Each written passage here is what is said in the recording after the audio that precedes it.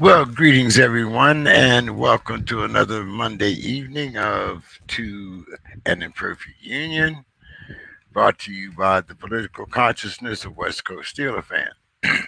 Let's get all the commercials and everything out of the way here. You can subscribe to our YouTube channel there, and if you would like, you can donate to our Cash App. You can see it right there, JEK3.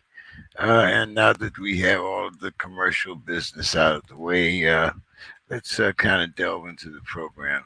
Uh, the reason why I brought the subject matter that I have today is because, as a lot of you know, uh, in 2021, uh, I was made quite a few appearances on a program called Our Black News, in which we had Mr. Scott, and it was hosted by a uh, local teacher, Mr. Don Allen. And we were discussing some of the things that happened, such as the visit from Al Sharpton, of course, the later shooting of the young man. By the police officer that didn't know the difference between the weight of her taser and the weight of her actual gun. Uh, we also talked about the riots that ensued and the subsequent trial and the conviction of the officers. But this Saturday, um, Mr. Scott, and I'm hoping he does show up a little later, and they were discussing the violence in uh, St. Paul and the surrounding areas, and what should be done. And I've listened, as I said, since 2021, uh, and probably some of the latter stages of 2020. But I've listened to the different residents from the city, and everyone is complaining about the George Floyd Square. And like I said, I would like to. I'm hoping some of the actual residents come on, and maybe they can give us a little more insight to what's going on. But I do see that Mr. Bill Carroll is here. Bill, how are you doing this evening? It is a very busy time of year for me, but it's good to spend time with you. Yeah, I know we're both kind of the same, like peeking one eye out of our glasses here, like what's going on with the football game. And, of course, we all heavily advantaged, all into fantasy football and, who's playing tonight with, those last minute games where you're down by five and hoping that, your kicker kicks two field goals, So, yeah, it is very exciting. But uh, as I was kind of saying earlier, um, it seems to be a lot of controversy around what's happening in the area now known as the George Floyd Square. And, you know, what's going to be done with it? Are there any future plans? Supposedly it's being taken over by, as some people call them, thugs.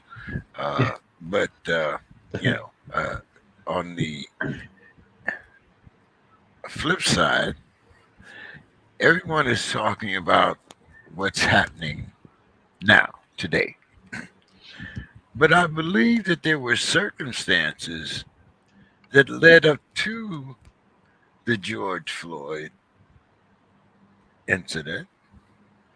And when I say that, I'm so, I mean, this area was not condemned because of George Floyd, and it was probably from this is why I'm trying to find out the history, because I think that this was a neighborhood of contention, especially the liquor store and the store where he was supposedly apprehended in front of, were known for having a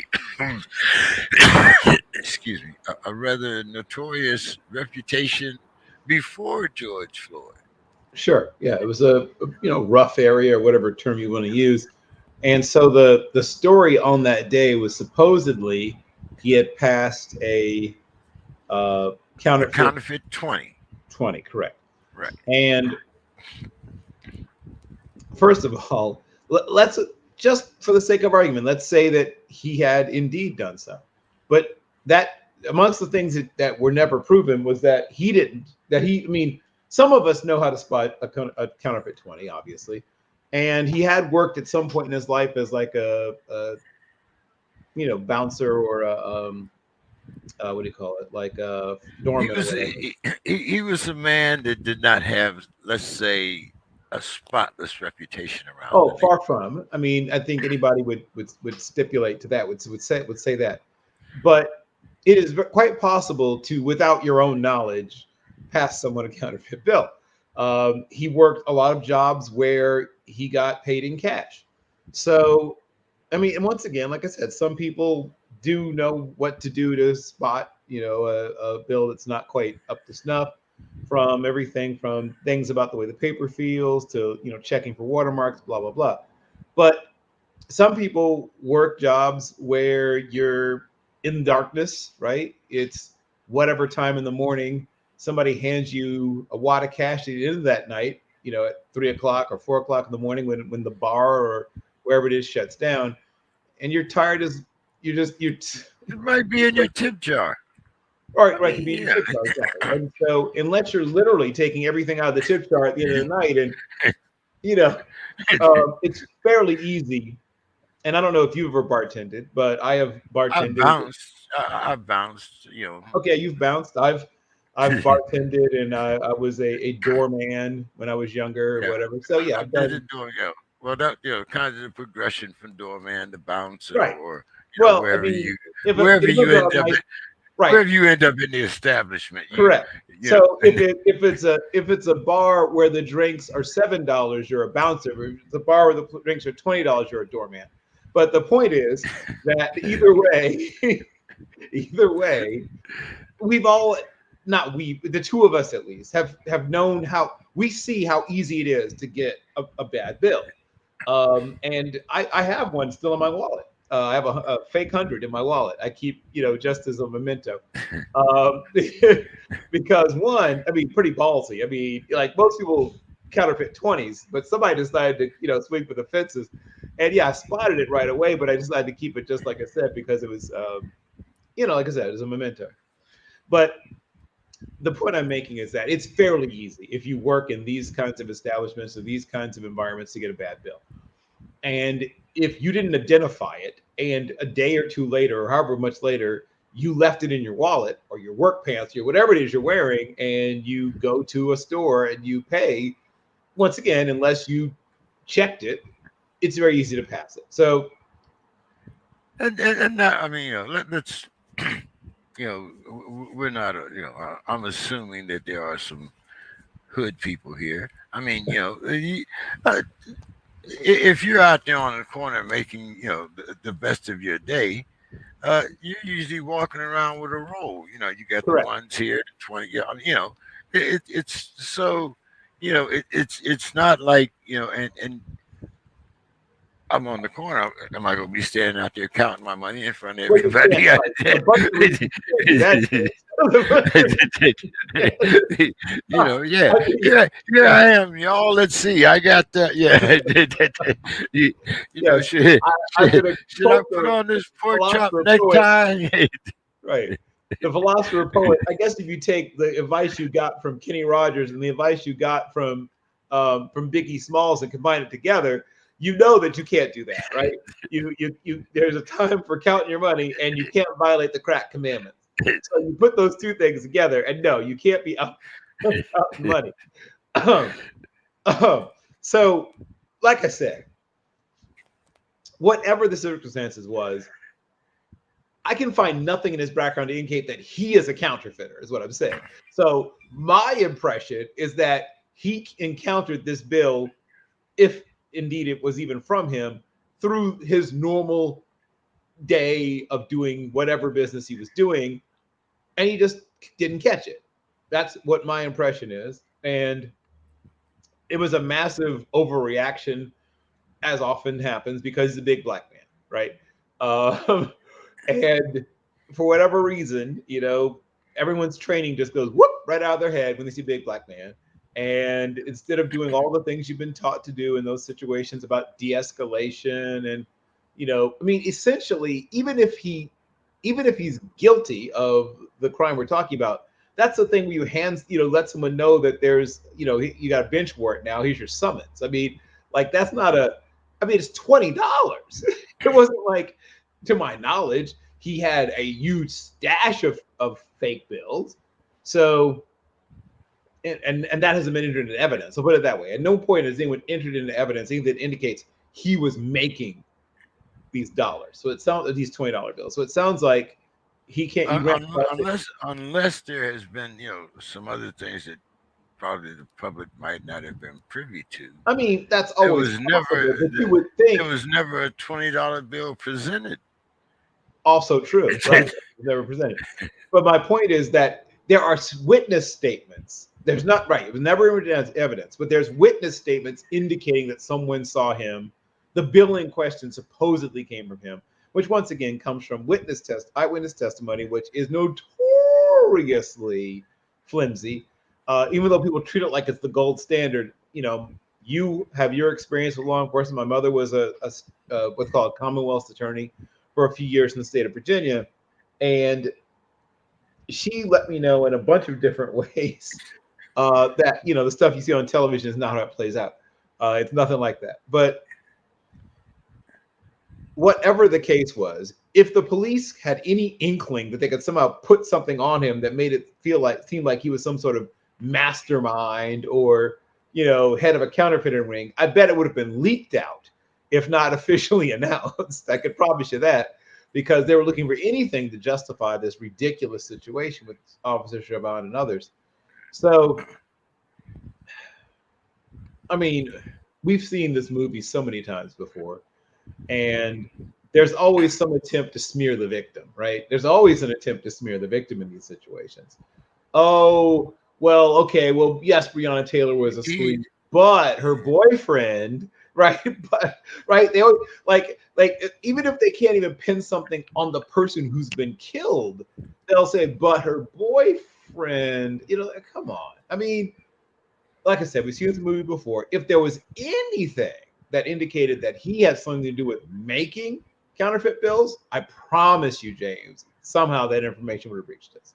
Well, but once again, I want to go back to my original premise. Everyone is talking about, well, now that George Floyd is passed and this is happening and that's not happening and the police are afraid, we need this, we need that. But what if you had used an ounce of prevention 5 years before George Floyd, Sure, when you already knew that this was a neighborhood blight, when you already knew the reputation of this neighborhood? Why didn't you stop it then? I understand. Hindsight is 2020. Right. But if you had wanted to, but if now all of a sudden it's this big priority and it's keeping business from coming into the neighborhood and they just let it go, wasn't this the same circumstances before George Floyd got killed? Yep. Well, as you said, hindsight is 2020, but James, the spotlight, right, is 150 decibels. The reason that there is attention is because of what happened. If that neighborhood just percolated along with the occasional shooting or stabbing or whatever, but nothing that made national news, I mean, who knows what the place would be like now? I guarantee it wouldn't be unless it had been gentrified. It wouldn't be safer. But what happened with George Floyd brought national attention to this area that was being intentionally ignored. And I don't want to go long down this very long and winding road to why it is and how it is. Urban blight is not an accident, but a design, not a flaw, but a part of the design of our society. But essentially, when resources are being handed out, there are places that don't get them. And how do you decide where these places are? You look at a couple of things: census data, the voter file, and last but not least, the property tax base. So if you can find a place where the adult population votes less than 40% of the time, where home ownership, right, is under 35%, and on top of that, the census data tells you that the area is 70 or more percent non-white, that area is going to be under-resourced. Like, I don't have to look at anything. You don't have to show me your city budget. I can tell you. You don't have to tell me. I can guarantee you that area that I just described will be under-resourced. It will have failing schools, right? It will fail to provide. If there are employment opportunities, the unemployment opportunities, even if you work full time, will not raise you above 150% above the poverty line. I promise you that. I promise that you will not. It probably won't raise you to the property line. In some cases, it may not raise you to the property line, but I'm being generous, James. So my point is that most of the employment available in the area I just described, even if you work full time, will not get you to it. So essentially, once you're above 150% of the poverty line, we consider you middle class. Now, which is also ludicrous, but because 150% above the poverty line is not middle class, it just means that you aren't actually starving. It means you don't have to rob people daily to make it. But God forbid your children have an illness or something. Like, you are literally, on the thinnest of ice between you and poverty. But that's the line to decide that the government doesn't need to send you stuff. That's really what 150% above the poverty line means. It means the government doesn't feel like they have to take care of you. That's what that really means, James. So if they do the calculation and you're a family of two and you're making over $28,000 a year, you're fine. Well, Now, wait a minute. Hold on. Never wait. Hold no. Wait. Let's see.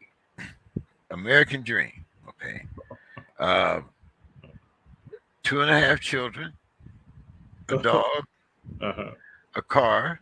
uh-huh, You own your own home, uh-huh. or you are a property owner, Sure, I know what you uh, mean. and you have, in most cases, beyond a high school education. Well, Now, have all uh, those things, yes, yeah. you probably do. Yeah. Now that's what it used to mean Yes, in my generation. sure. But Yep. nowadays, I'm just going by the rent that I know. Of course, I live in San Diego. Now, it's not the cheapest place in the world It is to not, live. James. But it's But also not the most expensive, but it's certainly not the cheapest. Yeah. no, but I mean, you can live comfortably here without being a multimillionaire.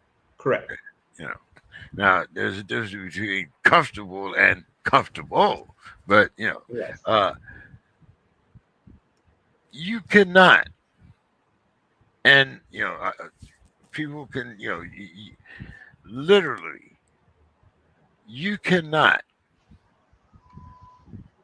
thrive in Southern California and in most bigger cities on what is considered the poverty line.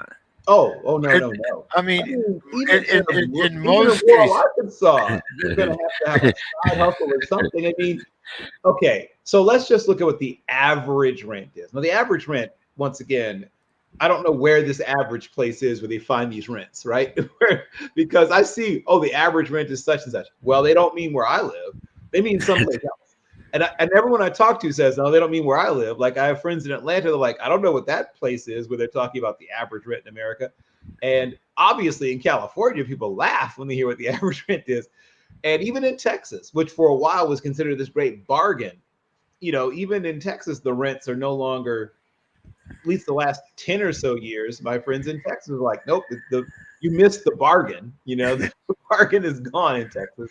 So I don't know where, and I've lived in New York, and you just no one even puts New York on the list for good reason.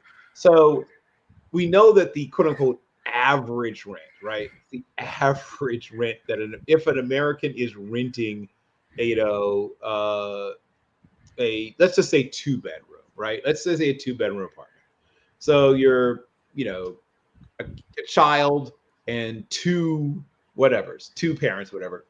Supposedly, the average rent in America is $1,326 a month, right? And I can tell you that there are parts of the country where people would, stand outside in the rain to find a 2 bedroom for $1,326 a month. So there are lots of places in the country where you're not getting that. Like, that's like, if once again, if somebody says that they've got that, like people ask you how, like what wizardry, how did you get Yeah. this, Yeah, right? either you were grandfathered in or there was rent control or something. Something, Uh, right? Right, or you're the child, like a stepchild of the owner or whatever it is. But that is supposedly the average. Now, obviously, the average takes in places where rents are, I guess, much lower. But I can tell you that in most of the places where I have friends, we're talking about 18, 19, sometimes more for a decent 2 bedroom in a place where you don't need to wear Kevlar. yes, most definitely. I do see Dr. Casey is here. How are you tonight, Dr. Casey? I'm doing pretty good in yourself. We're doing fine out here in California. Bills over there in Chicago might be a little bit different, and I know we'll have some. I'm going to have some type of remark from Mr. Scott, so I'm already primed for that. But I, so I, I gotta hear what Bill got to say about uh this new thing going on in Chicago where they taking away the cash bail Oh, and eliminating all these laws. right. Yeah, yeah, yeah, yeah. Uh, but Mr. Scott, I was very intrigued by this story that you and Don were talking about Saturday, and basically why we resort to violence. And you were talking about the violence that had taken place just this week uh, in your area. So I kind of wanted to go back, to because every time I hear some of the residents talk, the first thing they talk about is George Floyd Square. What's happening down there? People can't go through. They've taken over the city. The thugs are here. This and that and the other. So what I'm trying to find out is what was that area like before George Floyd? I mean, when the night before George Floyd got killed, all of a sudden that liquor store was a nuisance. All of a sudden that store where he supposedly passed the $20 bill, that was a giant chain, a Kroger or something. What were the conditions like before George Floyd, and how did you let him get that way and then expect them to to, to change? Are you through? Are you gonna let me respond? I mean, are you through? Oh yeah, no, no, I'm not. I'm not through because I want to know the history. That's the reason why I'm Well, I asking guess the you. first question and my first response to you is why this fixation on the Twin Cities, James? You seem to be just fixated. You seem to Because have no, a no, fixation about Minneapolis, St. Paul. I mean, have you ever been here? Do you have relatives? I just wondered, but anyway, I've been through there because I've hustled all through the Midwest, and that's why I tell you I could probably come to your city and get anything that I want within 35 to 40 minutes. But what I'm trying to find out is like I know here in the neighborhood that I moved out of around Euclid that yeah. the same problems that they have now they had 25 years ago. Yep. So if you've let those problems brew for 25 years, why all of a sudden now is there such a need for everyone to say, well, now we need to take over the neighborhood. We need to take back control of our neighborhood. What I want to know is how did you lose control to begin with? just just like we've lost control in every city across this country. I mean, this has been a slow train to they tried to get it fixed 60s. We saw all this. We saw things started to move ahead. And as soon as we get a foothold, as soon as something seems to change, then it always comes. And right now, it's that they're more concerned. They just had a big thing in the paper just today about they're doing something for minorities here in the Twin Cities area. But this was about the Native Americans. It was all a bunch of money that they had given to the Native Americans. But see, they lump us all into one. They lump us all into one, and then the ones that be able to make the most noise at the right time, they seem to get paid. In regards to George Floyd Square, it's very obvious. I mean, they could fix that and show the country that we're not like that. This is what happened there, but this is where we are now. We have a business area. We're getting back to a normal type of a life in the area, but they don't want to do it.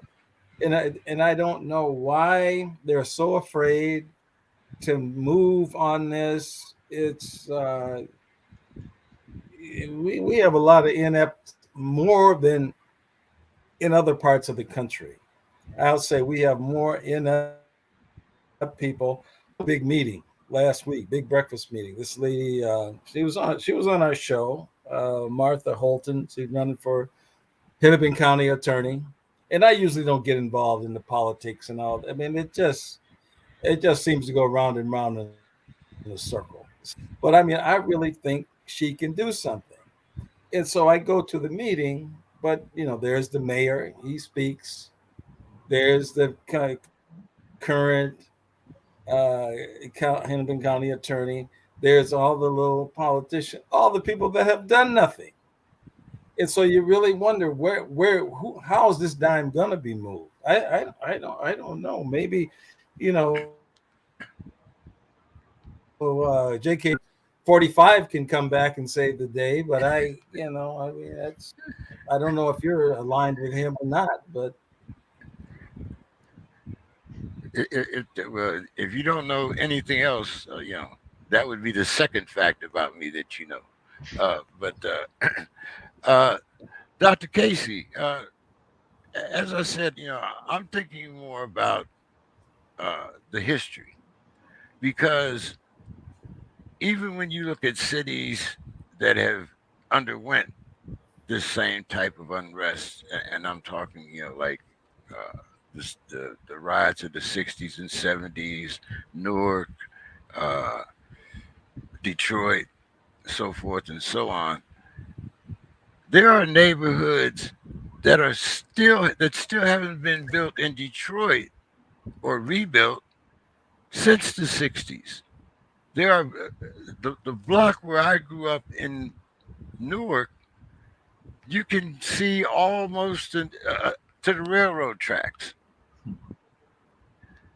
Downtown, where it used to be kind of the hub of Newark, Fifth and Broadway.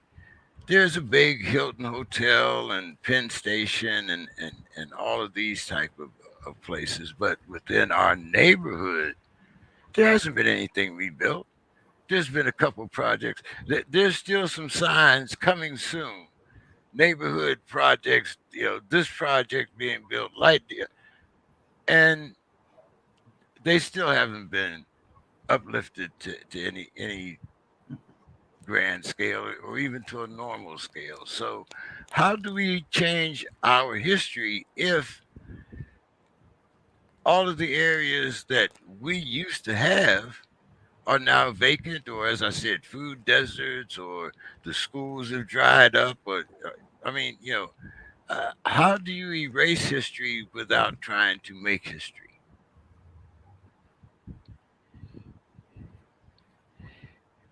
And that was directed to Dr. Casey. Dr. Casey.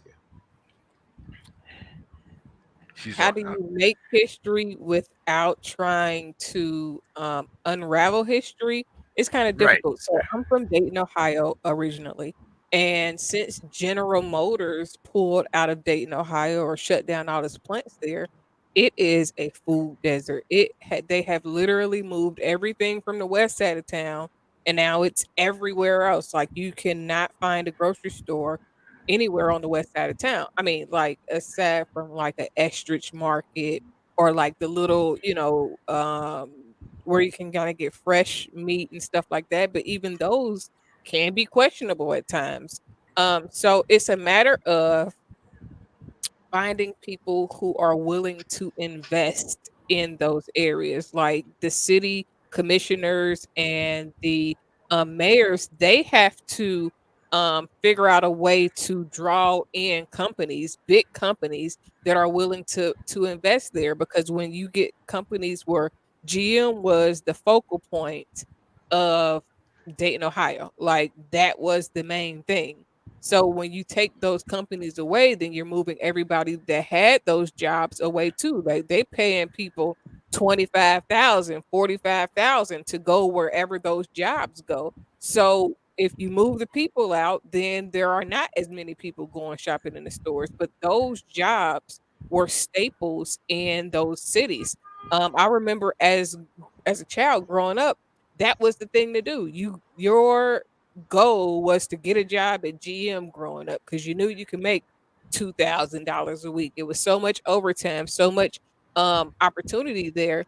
But when those jobs leave, the people leave. So if you don't have the ability to have jobs there, then you're not going to be able to really get a rebuilding atmosphere going on. And a lot of it, like I've always said, you can try to do it on a small level, but you really have to uh, make it appealing to those outside of the city limits to want to come in and invest in that place. I mean, it's hard to make a, a city like Dayton look pretty enough to say, "Hey, this is a good place to invest." Because when I go, it looks like, you know, whatever in the mind of 8 Mile is supposed to look like. It looks like it's depressing. It's nothing there. You just, it as a person that was raised there. I don't like to go back. I didn't like to go back before it was like this, but I definitely don't like to go back now because there's nothing there, which means that the violence increases, and all type of crime and things. So it's really a matter of the people that's within the city reaching out to companies the same way Amazon came and set up shop down here in Georgia. We got at least 10 new warehouses where I live at. You have to make it appealing. So the state has to do things with taxes and make it to where people get benefits from moving their companies there. Because right now, there is why do people want to go there, especially when they're having KKK rallies there, when they're doing all of these other things that do not make it look appealing to those who would potentially want to invest there. Well, see now, something you mentioned Dayton, Lordstown, Ohio was much the same way outside of Youngstown, and as maybe a lot of people don't remember, but 45 came there, and these people vote Republican.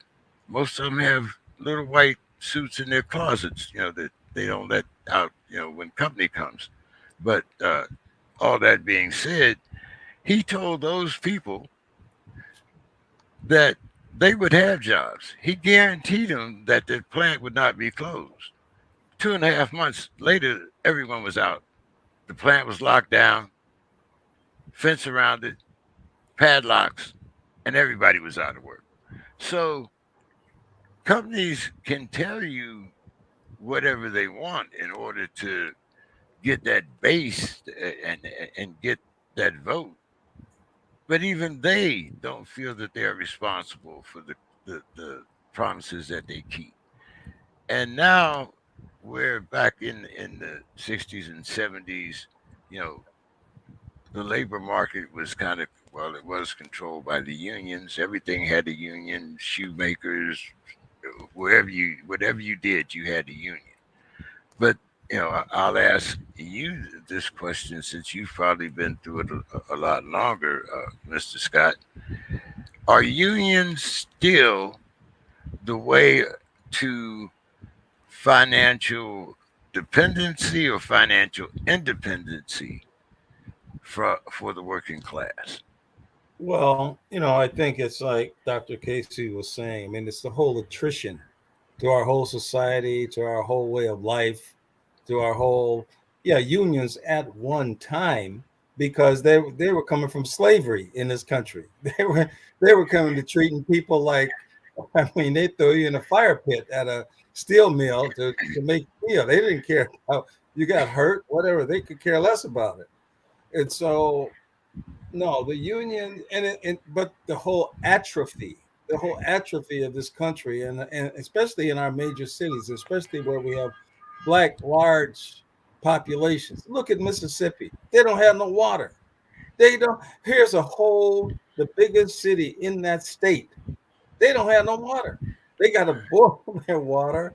You They might, can't, and they you might, can't you get you the might water not out. want to take it. You might not want to take a trip to Flint, Michigan, right? Quite yet either. And they still, how long ago did that start? How long ago did that start? Before, and that's still going on. So I'm just saying the attrition, the atrophy in this country is we're seeing it all across the board. And at the same time, we see people praising a monarchy. Oh, they're so sad.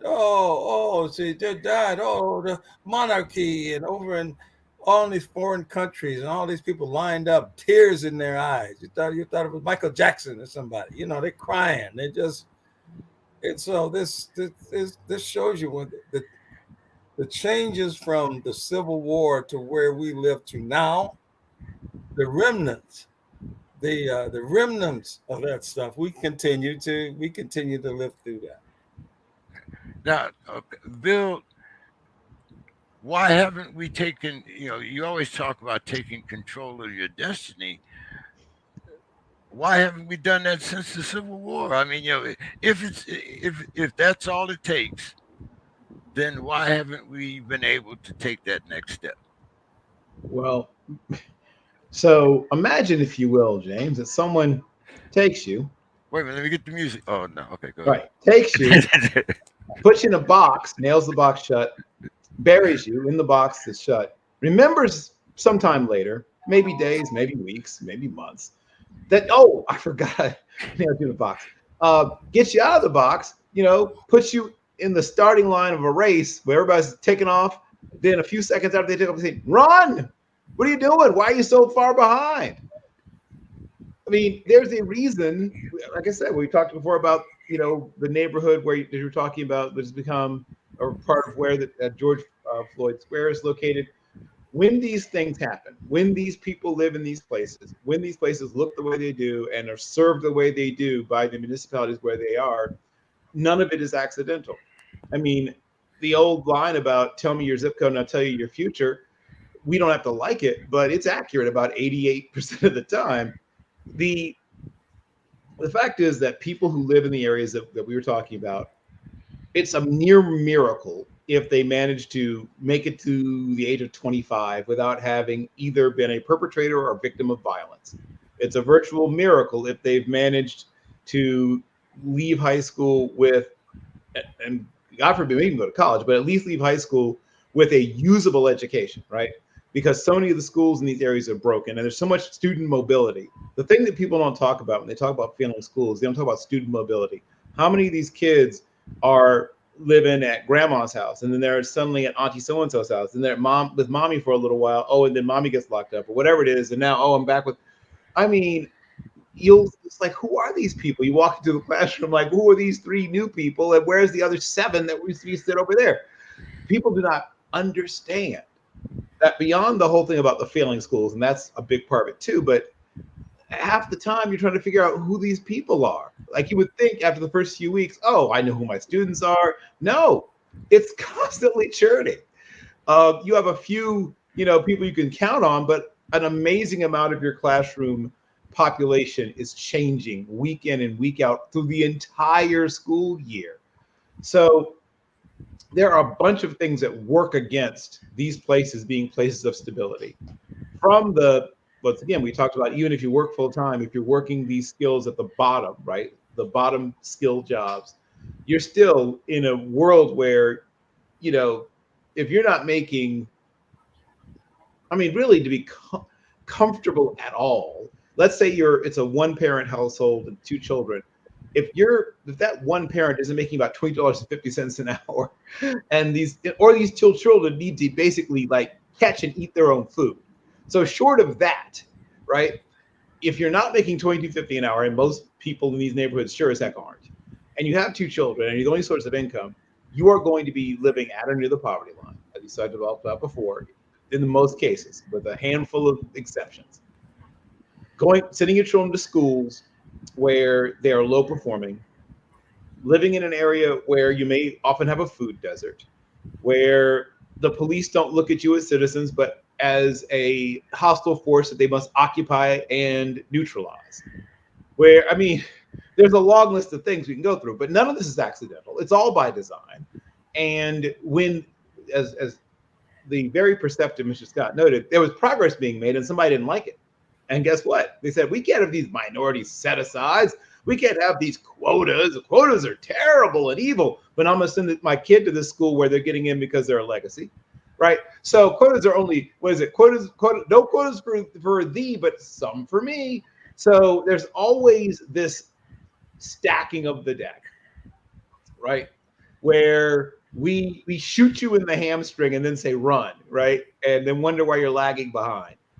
So none of it's accidental. It's all by design. There's a lot of money to be made off of poor people, James. I know people don't like to hear that, but the people that you can make the most money off in America, in fact, are poor people. Those rich people are very careful with their money for the most part, strangely enough, right? But poor people, money goes right through them like poop through a goose. And so the system must keep a certain amount of people poor, right? Because by having that number of poor people, you'd be shocked at what percentage of companies like the Jordan brand do research on this. They do research on the behaviors of poor people, right? Because they know their market.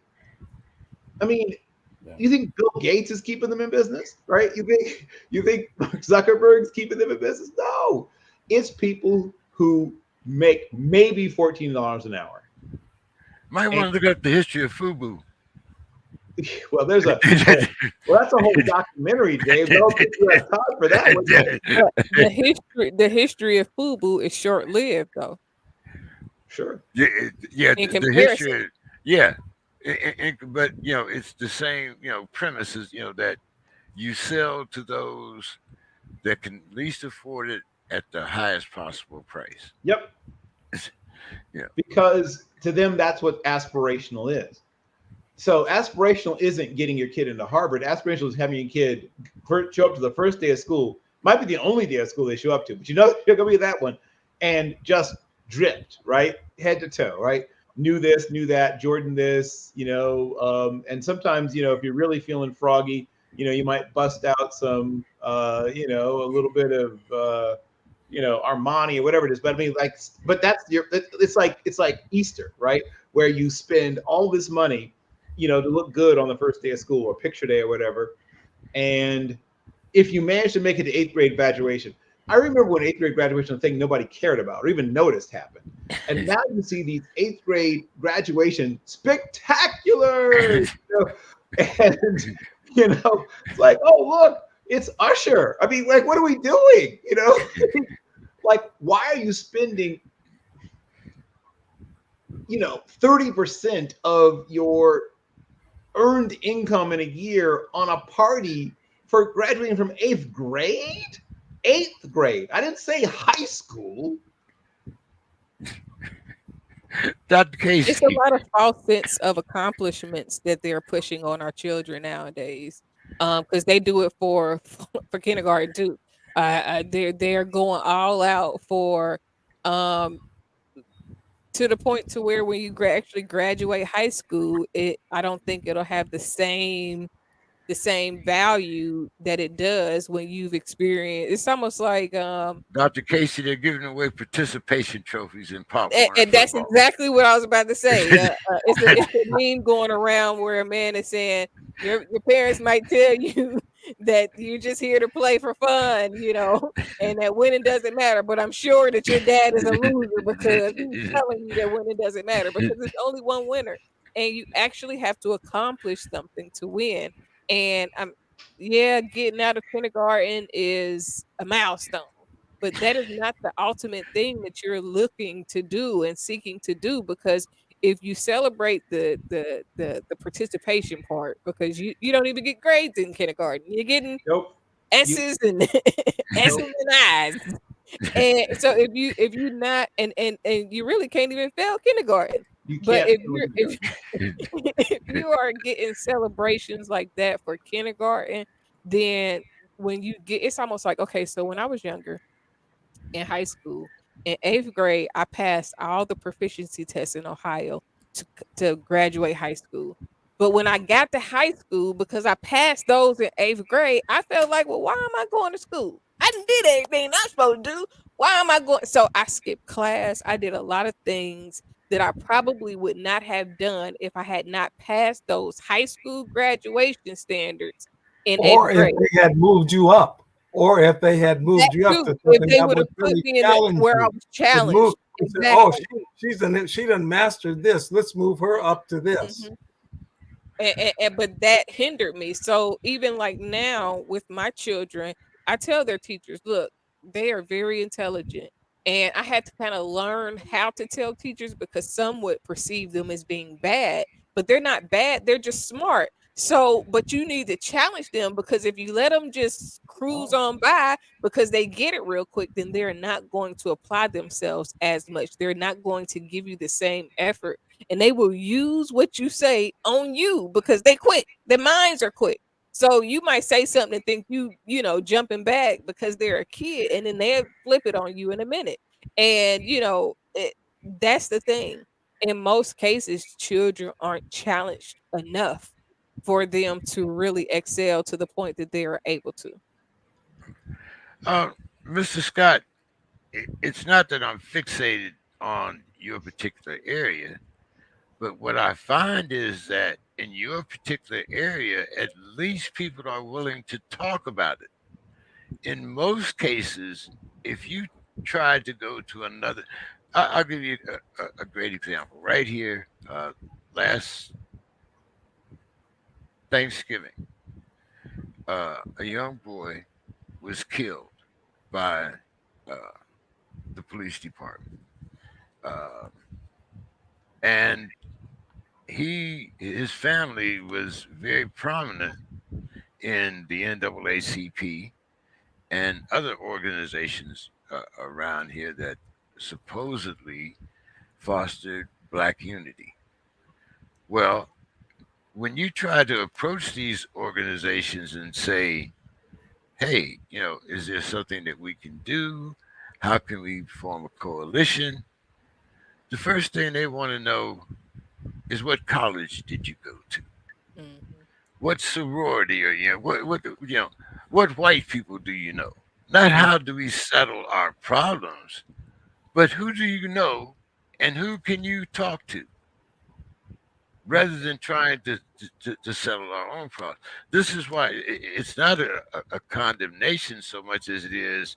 I'm trying to find out why it's so much different, and why even though you might not solve the problems, at least you're willing to call attention to the problem. Well, what happens is our politicians here and in a lot of areas, they say, well, we're going to study this problem. We'll get a task force, or we'll get a, but I mean, the problem is right in front of you. I mean, it's right. It's right. It's right in front of you. We have seen more. Matter of fact, just the other night here in North Minneapolis, there's a gas station and liquor store where people get killed over there regularly. You And talked about so, it Saturday. yeah, yeah. I mean, this is happening regular, weekly at these places. They're hot spots. They know it. Well, why can't something be done about it? Don't they have cameras there? They never catch anybody, and that's another thing. Don't the people, as I was saying on the show the other day, don't the people who are getting shot, don't they know who shot them? I mean, don't they have an idea who was there, who did this? But there's never, no arrests have been made. No arrests have been made. I mean, it goes constantly. These businesses. Now, Saturday, one of the people, there's a group called Mother's Love. I know the lady that runs it. She used to be a policeman here in Minneapolis. She's awesome. And she just said she's going to shut them places down. She took a bunch of people over there and said they've got to stop. People are getting killed here too much.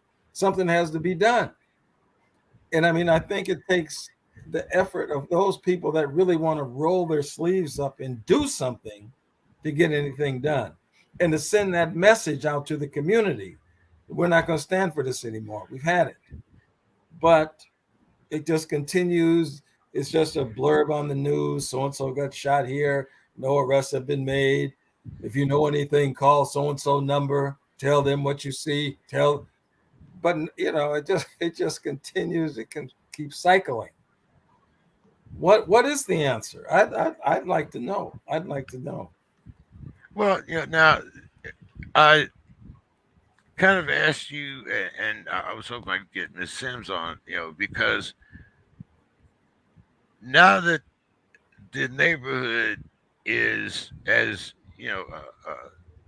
people like you and Miss Sims are trying to fight for that neighborhood. You don't know the circumstances on under which the neighborhood was claimed, and you speak about like how this lady that you were speaking about is organizing people to go over to these places or whatever. But I'm sure, as with most city charters, you can proclaim a business as a nuisance,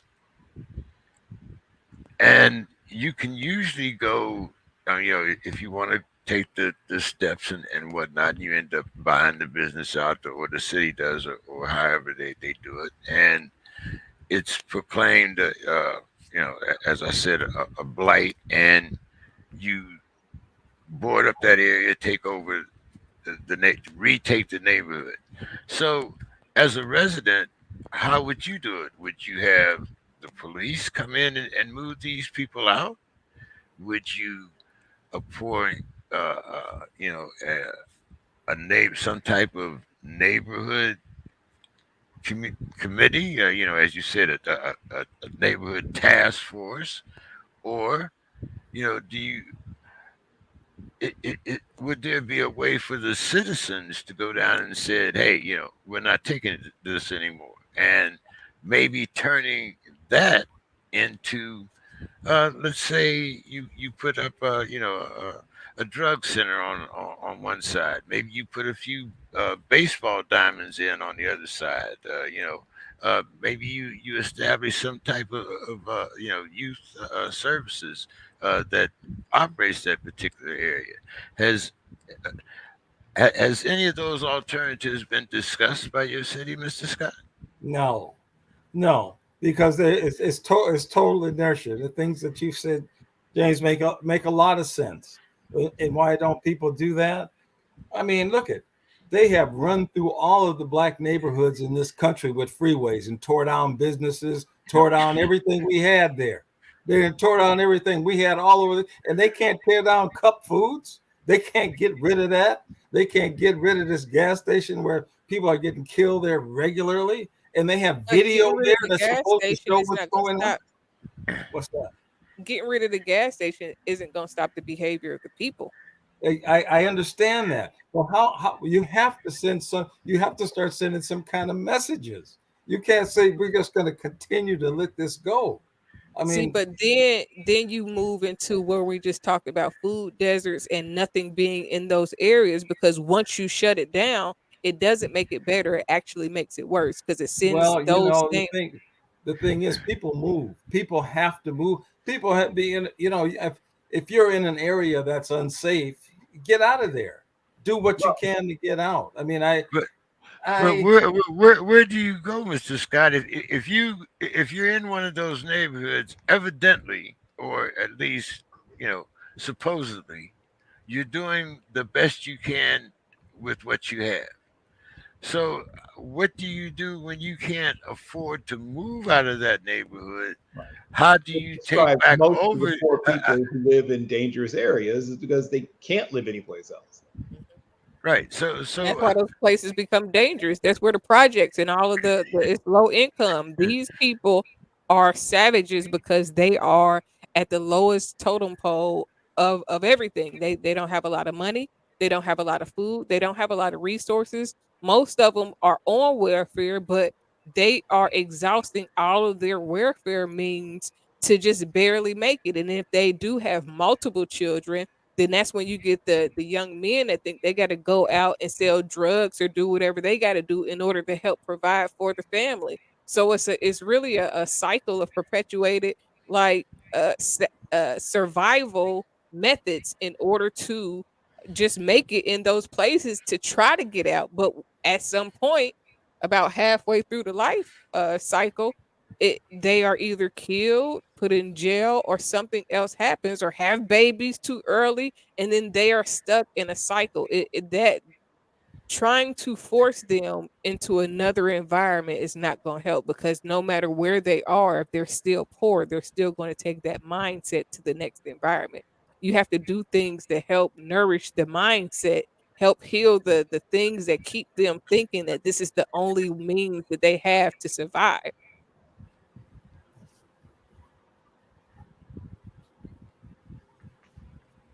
I ain't never seen you. what do you think there, Mr. Scott? I mean, are we have we stopped giving our future generations the proper tools to work with? Are we content to say, well, this is the way it is. Things aren't going to change. The same. And I'll get real kind of down and dirty here, but I mean, there are in certain go big ahead. cities, major cities, there are mothers that I mean, daughters that inherit their mother's corner.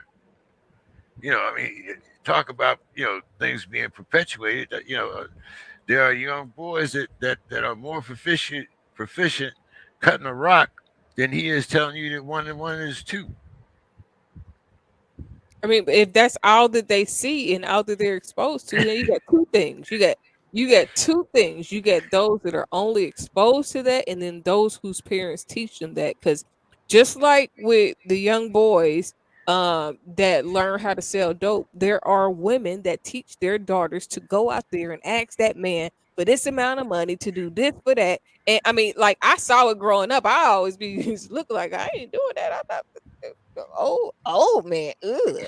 But there are plenty of women my age. I'm about to be 40. There are plenty of women my age that's teaching their 20-year-old daughter, Yep. go out there and you sleep with him and he better give you this and he better give you that. You tell him this, and this, and they will coach their children on how to do it. Matter of fact, one of the young ladies in the R. Kelly situation, mama coached her on what to say to him and how to run game on him.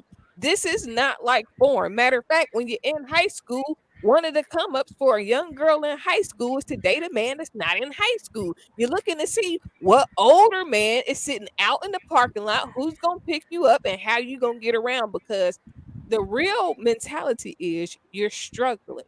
So you're looking for somebody to save you. And 9 times out of 10, a lot of these young girls are looking for a daddy.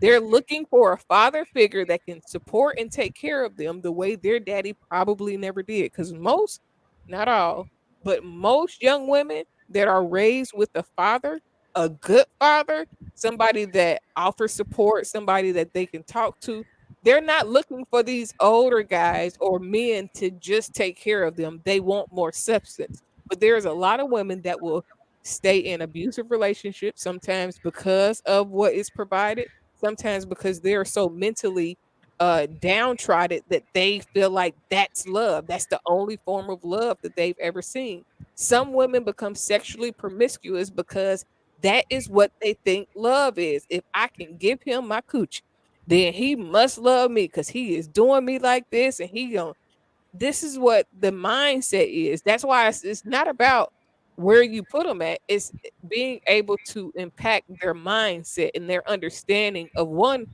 what real love is. But if you've never seen love, and some of it come from the slavery mindset, getting washed down and generational thinking with that, but some of it is just this is what we got to do to get by. Yeah, but again, let's see, Dr. Casey, if you're not getting these things in the home, if you're not getting these things in the home, if these things are being perpetuated in the home, I mean, how is this cycle If going to it's be broken? listen, if it's not in the home, guess what? I went to school. I remember being in 7th grade, and I met a friend, and she was my friend at the time. She was already having sex in 7th grade.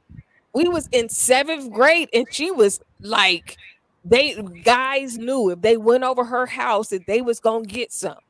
I wasn't like that, dude. I was the oh, I'm sorry, I can't. No, I can't. I Again, was the no, I what's can't going girl. on in that home? See, this is the thing. Where But are the you parents? missed what I Nobody wants said. to hold. Nobody wants to hold that.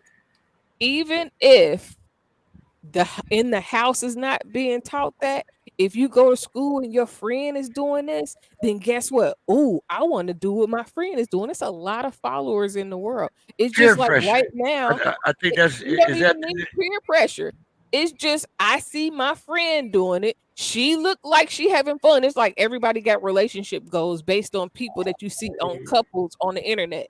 They look like they having fun from the pictures they're taking, but they don't see that she might get slapped upside the head. She might be getting cheated on. You know what I'm saying? They don't see all of that. They see what looks like glitter and gold, and then they say, "Ooh, my friend was doing that, so I'm gonna do it too." And it doesn't. Your parents could be teaching you everything right. You have a 2-parent home, and if you get the right friend, then guess what you're gonna be doing? Whatever that friend is like, "Ooh, girl," and he did this, and you like, "Ooh, for real," and it's like an envious type of thing because you think that what they're doing is so glamorous, and it's not.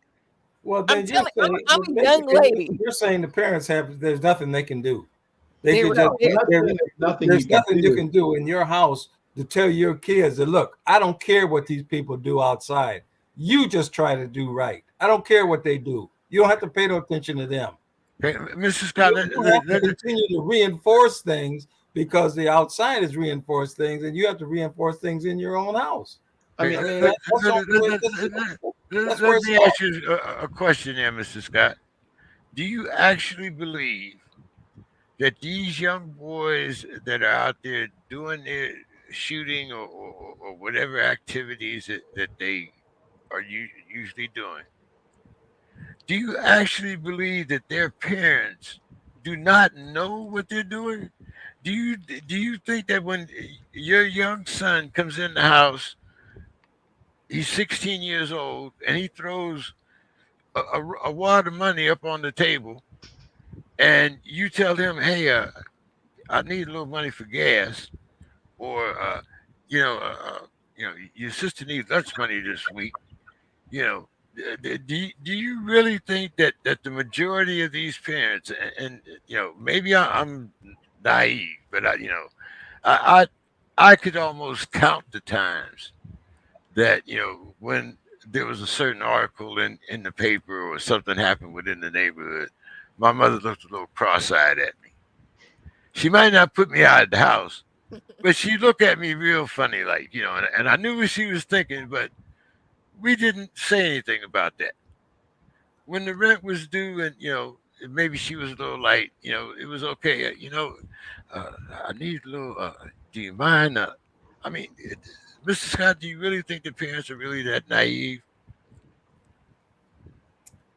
I guess having been in such a situation, I mean, I think people will do what they But have you to work do for when they child have to do it. services. I mean, I mean, I think that's kind of, self-preservation is the first law of nature.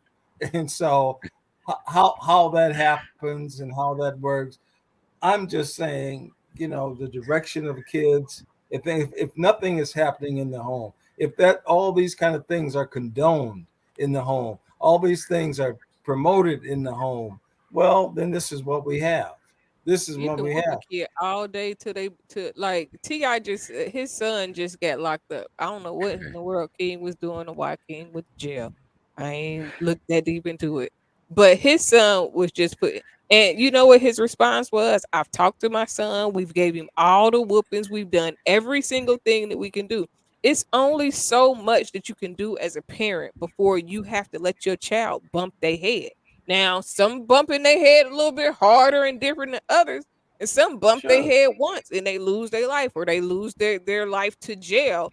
But you can only do so much. I can guarantee you right now, you may have felt that you had reign control over your children, but there were some things that you had no idea your children were doing. And there are some things that you could not have prevented no matter what you would have done because your children are going to do however it is that they come around doing it. Some skip school, some don't. Some say they got a job, some just run the streets. You cannot always control. I don't care how strict you are. Most of the time, the parents that are super strict have the wildest kids because the minute that they get just a little bit of freedom, they buck wild. All the buck wild girls that I really, really knew, it was the ones that their parents were strict and they couldn't do nothing. So when they got the opportunity to do it, they know how to stop. Bill, give us a father's perspective. You always talk about the extraordinary relationship between you and your daughter because you're able to talk. Yeah, well, it's funny. Um, so we're talking a lot about standardized test scores and everything, and I explained to her they're necessary evil, and they're simply a means to an end. And you're a bright girl, and you can do well. You just have to prepare and understand what they're trying to do, and take what should be a disadvantage turn into an advantage. And we had a whole long discussion about it. And she was like, she felt like it's unnecessary. I said, well, nothing in life is truly necessary except living, breathing, eating, things like that. Your biological functions, those things are necessary. Everything else is a choice. Now, you can choose to do poorly in life, and you will do poorly in life. I mean, like you can choose, like there's as someone is just, I mean, there's only so much as you can do, but you can show your child this is the kind of lifestyle that you've been afforded based on your parents' efforts. And then that will no longer be with you after a certain number of years. And then it'll be on your own efforts. And so at that point, you have a decision to make. You can live poorly without a lot of effort, right? If that's truly what you choose. But if you would like to live well, you've got a little more to do. I mean, like the old parable about the Serengeti Plains, right? Uh, to be a lion or a lioness on the Serengeti Plains, you must run at least as fast as slow as a gazelle if you would like to eat. However, if you'd like to not be eaten in your gazelle, you need to be able to run as fast or faster than the fastest lion. And unfortunately, if you're black in America, you are not the lion. You are the gazelle. Mm. So you need to hustle, young lady. And so when you're a parent, there's, as was said, yeah, there's only so much you can do. I mean, my daughter spends hours and hours and hours and hours staring at YouTube like it was her job. And I've talked to her about some of the stuff she watches. I never forbid her to read or watch or whatever, anything. I just say, anything you watch, anything we're going to discuss. And I don't care if the discussion is comfortable or uncomfortable, but we're going to discuss. And at one point, you gone down the weird little rabbit hole of watching like Ben Shapiro and Jordan Peterson. Oh, it's like, oh God, what's happening? And luckily, after about a year or so, she began to sort of see that, okay, this isn't, these are not people I want to continue to consume. But I was worried for a little while. And my only thing is that let's discuss these people, right? Let's discuss these people. And I said, well, there's a reason these people believe what they believe. There's a reason that people say there's a need for a men's movement. There's a reason people to say that, there's no such thing as structural or systematic racism. One is because it's easy not to see things that you don't know how to see and don't want to see, right? It's so easy to not see things you don't want to see. And it's very easy to believe things. I mean, when someone says, "Oh, the pendulum swung so far. Now we need a men's rights movement," which I thought was hilarious. So I said that anyone will say something if they think it will put them in a position where people will follow them if you want to be a leader, right? And if you know you can't lead in a crowded field, right, where lots of people are headed, you go away from that, right? You decide you're going to zig where others are zagging, right? So I'm going over here and telling you we need this thing that no one really else believes there's a need for. And then eventually other people say, "Oh, I hadn't thought of it that way. Yes, why don't we believe this crazy BS?" And before you know it, you've got a crowd of people coming to your TED Talks. So, and she now, like I said, she's come a little ways away from that. But your child is not a part of you, right? I mean, at one point, I guess in your case, Dr. Casey, they start out as a part of you, but at some point they're an autonomous being. As much you don't have to like it, but you have to accept it, and you can do. But where is this acceptance? Wait a minute. This acceptance. Okay, my granddaughter, she started school. Mhm. 5 years old, first time going to school. Big, everybody's just excited, but she stays a week with my son and a week with her mother. Right. So the week of the school, she was with her mother, and they took some pictures. She had a beautiful T-shirt on. Her hair was all nice, but then she had on some lipstick. She's 5 years old, snaggletooth, got tooth out of her fur, Right. and she had on some lipstick. I said, "What the heck?" I was irate. Yep. But there's nothing I can do about it. There's nothing you can do. Now, Exactly. I would have questions. I would have questions about how this happened. I mean, did she borrow this from a friend? I mean, you think you can laugh if you want. Children will loan each other things you would never imagine that children will loan each other. Like where did it just reminds 5 me of years some of old. it just Five. reminds me of some of the things that I used to try to say, and it was like, really, James? But like, but as you said, Mr. Scott, 5 years old with lipstick, and as you, I mean, there's 5-year-olds who know every word to WAP. Delonte saw Well, you yeah, nigga. Who can twerk in such a way that you would think that they had been trained from birth. So, well, I mean, it's just exposure. I mean, exposure is a lot of it too. And okay, let's lay it out. So let's say that your grandmother, and I use the term loosely, is 34 years old, right? Because it took me a while to finally have my brain accept that there are 34-year-old grandmothers, but there are, and I've seen them. So that's how I know they exist. And so you've got a 34-year-old grandmother, and your mother is somewhere in her late teens, right? Or mid-teens or late teens. Let's say late teens. Your mother's somewhere in her late teens, right? And when your mother and your grandmother go out together to the bar together, right? Party together, right? So, and all of them listen to the same music. When your grandmother is listening to WAP, your mother's listening to WAP, there's a pretty good chance you're going to hear that song. Probably a lot. So when you're surrounded by people whose entire lives have been basically a boundary of 6 to 8 blocks. There are people in Chicago who almost brag about not being able to navigate, right? Oh, I've never been downtown. You're 50 years old. How do you grow up in a city where you've never been downtown? But they almost brag about it. They sound almost proud that they don't. Oh, I never go that far west. I never go such as. I came here in the 90s. I've been to every part of the city. I've lived in Evanston. I've lived in the south suburb. Well, not live in the south suburbs. I go wherever, but I've lived as far south as 91st and University. I've lived as far north as Evanston. I've lived a lot of different places. You've been to Frankfurt? Well, I haven't lived that far out. No, that's crazy. But I've lived a few different places.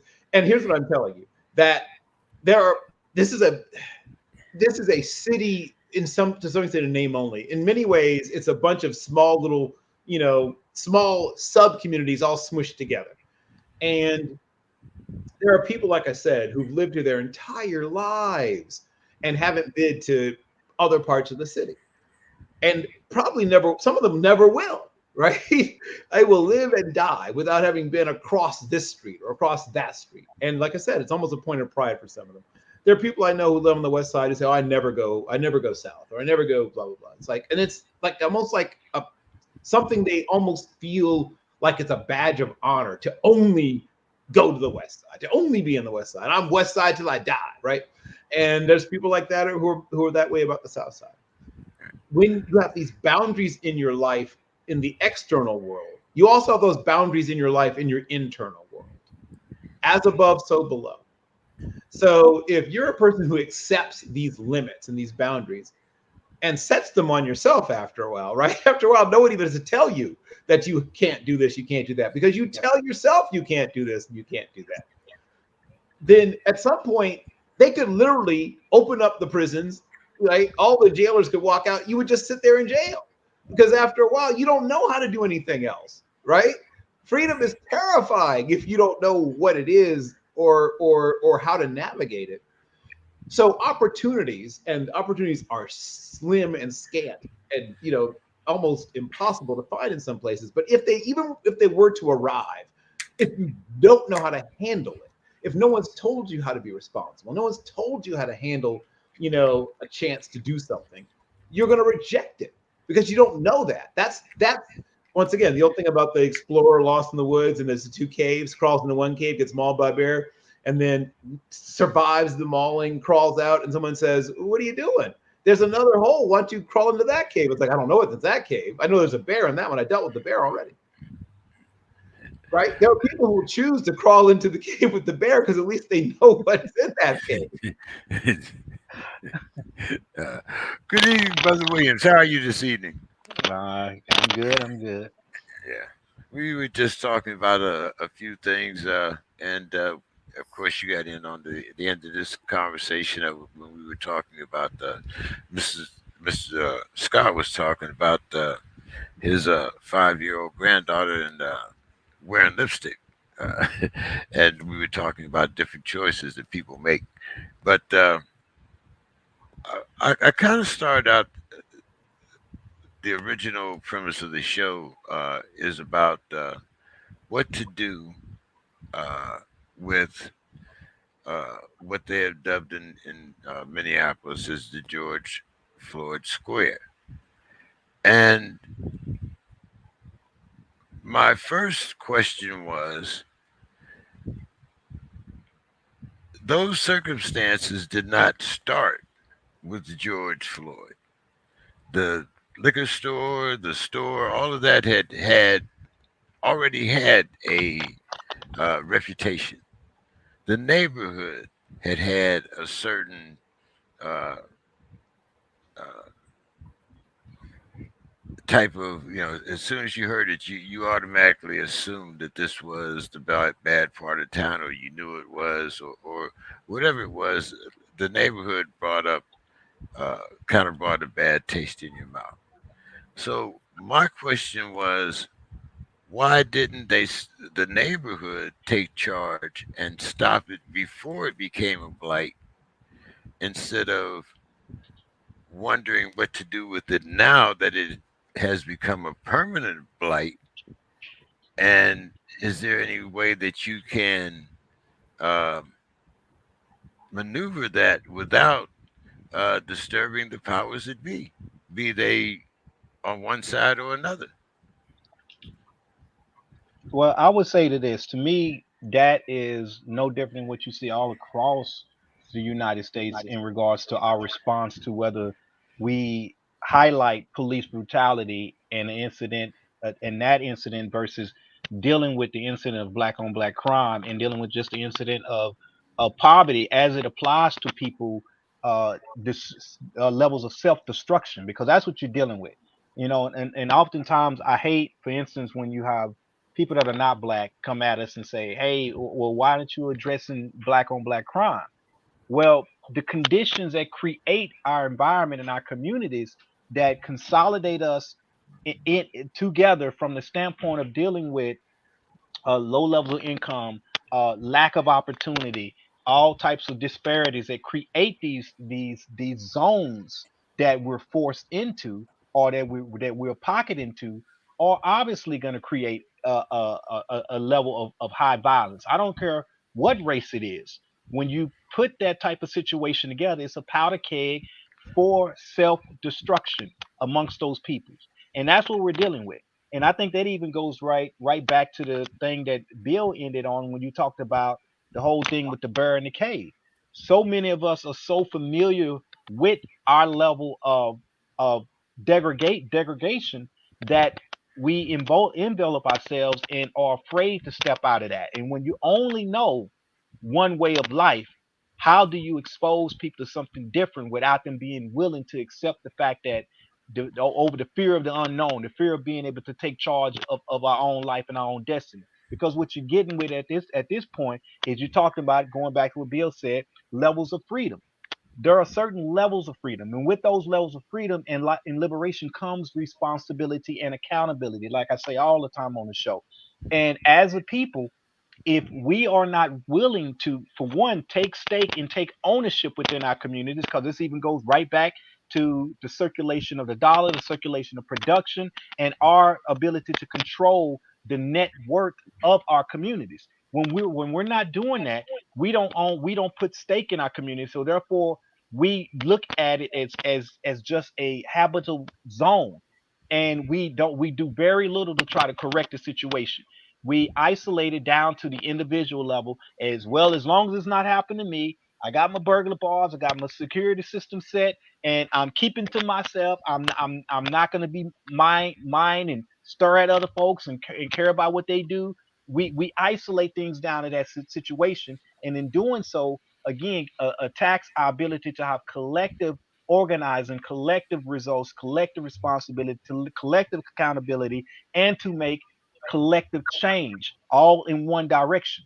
So I think a lot of this just bears weight right on the problem we face all across this country, and that's how to come up out of the victimization and start accepting the fact that every one of us, as citizens of the United States, as citizens of the Black community, and and as humans, period, have a level of accountability that we need to be willing to step up to the plate and address.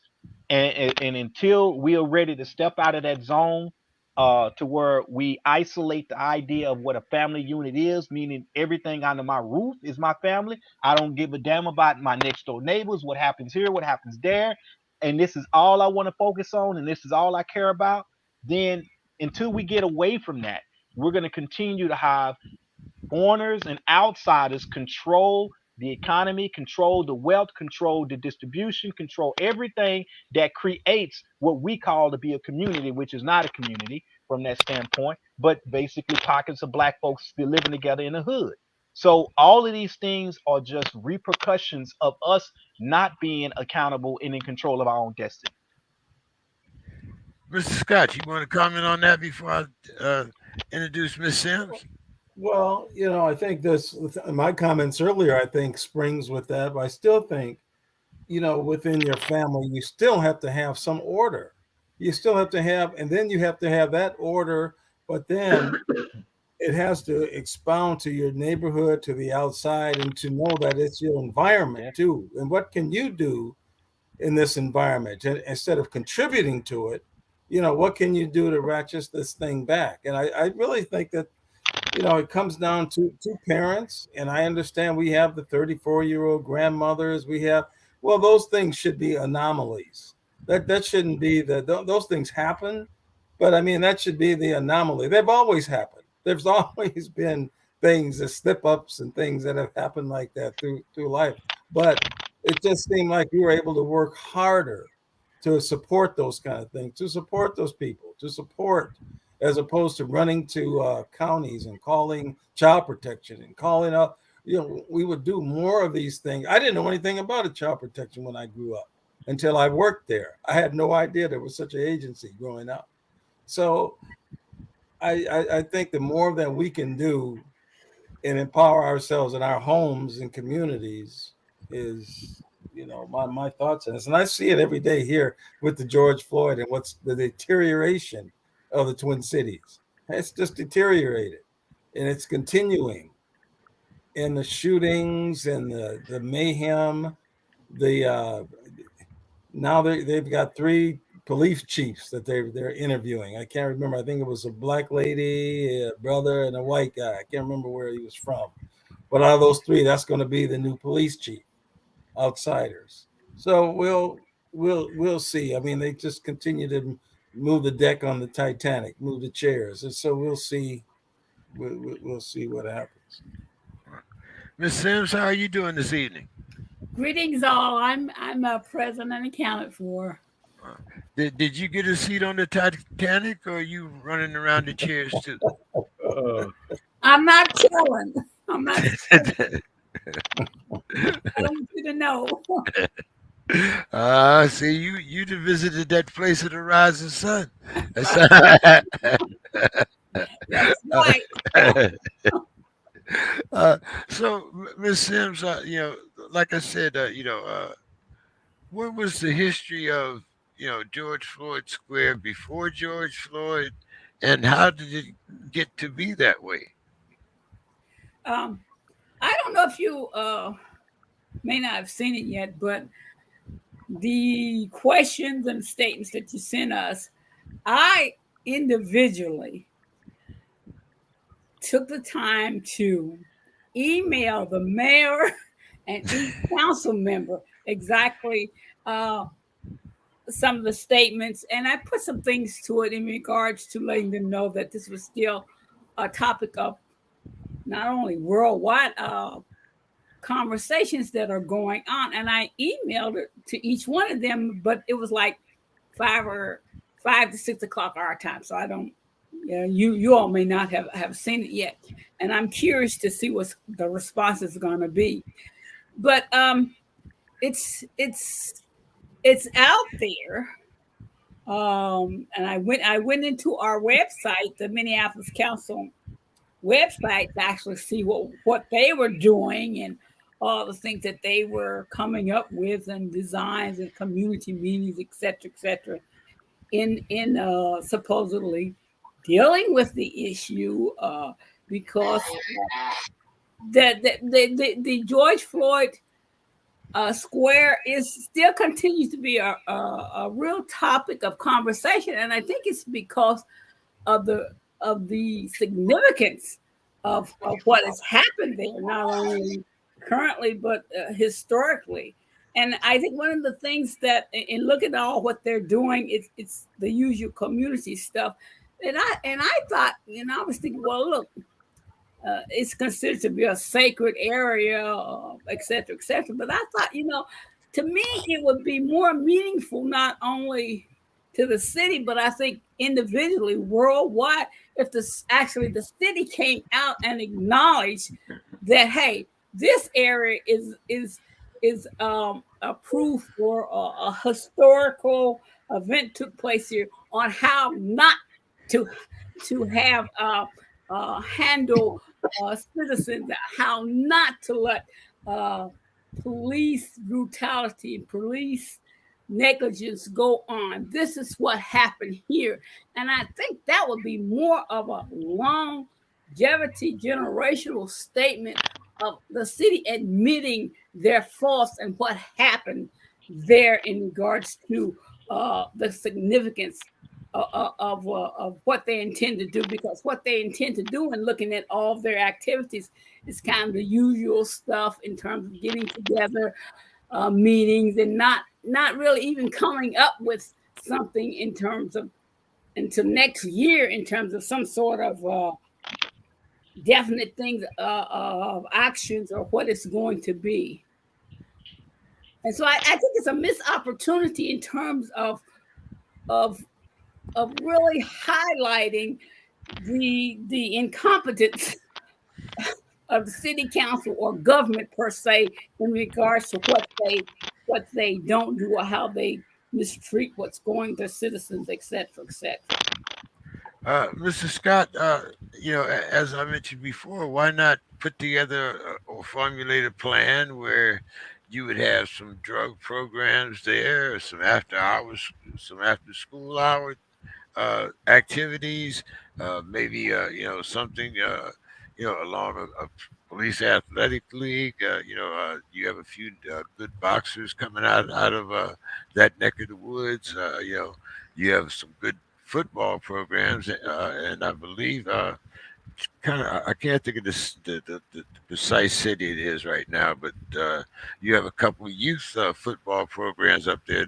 One of them plays some kids in Las Vegas that one of my friends coach. So there are a lot of, like Miss Sim says, missed opportunities.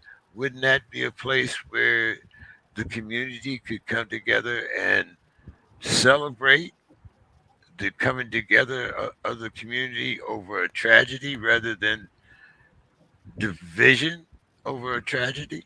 Well, of course. The biggest thing that they really could do is go ahead and open the street back up and return the street. When you have they have a makeshift roundabout there that's not really made by anyone that has skills to do that. I mean, so the stoplights have been tore down. The street is really just a sight, and people want to come there for, I don't know, people come here into the Twin Cities and they want to go to George Floyd Square, and on the one hand I'm wondering, well, why is this something that you want to see? Why what And I think that the area was just a normal area. There was grocery stores there was a drugstore, matter of fact, there was a five and dime store there. And I think Prince worked at that five and dime store, and people say that's where he got the lyrics for that one song he did, Raspberry Beret, talking about because he worked there. I mean, it was just a little regular neighborhood, and there's a lot of things they can do there. There definitely should be something to say what happened here. But I think the biggest thing is to show the city, the country, the world that's over with now. That's not going to happen in Minneapolis anymore. This street is back down to it's a livable area. It's a diverse area with all types of businesses, and it's well lit in the evening. People are getting shot up there, drug deal. I mean, it's all kind of craziness going up there. It's just totally run by people that just decided they want to take it over, and the police don't even come up there. So it continues to show a negative, a negative, a negative. And so, I mean, that's going to be my take on it. And James, I understand your fixation, your fetish with the Minneapolis football fixation. So, I mean, I find that very interesting, but that's my take on living here. I mean, I think it could be very easy just by opening up the street for the buses to go through. That's a bus lane. All the people that use that lane to work, they're standing out in the middle of the street by a tree waiting for a bus to come instead of in the regular shelters and things that they have on the spots there. I mean, they're hurting the community. Terrible. And I go to these meetings and I tell them this. I sit up there and I tell them, and they just, give me some salad and, oh yeah, oh, you're sounding really good. Here's some chicken, chicken stuff. Yeah. And they have these meetings, and they're supposed to have 1 year of meetings now. They've already had meetings since this happened, but they're scheduled for 12 more meetings to figure out what to do. Open up the street first and give life to these businesses and the neighbors in that area. Fix it. But But do you feel that you can take over? You could take the street back without resorting to violence? well, it wasn't violence that took it over. They just came there and nobody did anything about it. All you have to do is just say, you guys are out of here. This is back to the city of Minneapolis. Put the street lights back up. Turn lights on. It's just like roaches. You turn the lights on, the roaches leave. What they have to do is fix this thing and turn it back to reality. And not allow that. James, Yeah, James, it's like I was saying, how you described it. The actual sites I went into, they were describing some sort of community things and asking the community to do input of what they think should go there in regards to all the things that you discussed.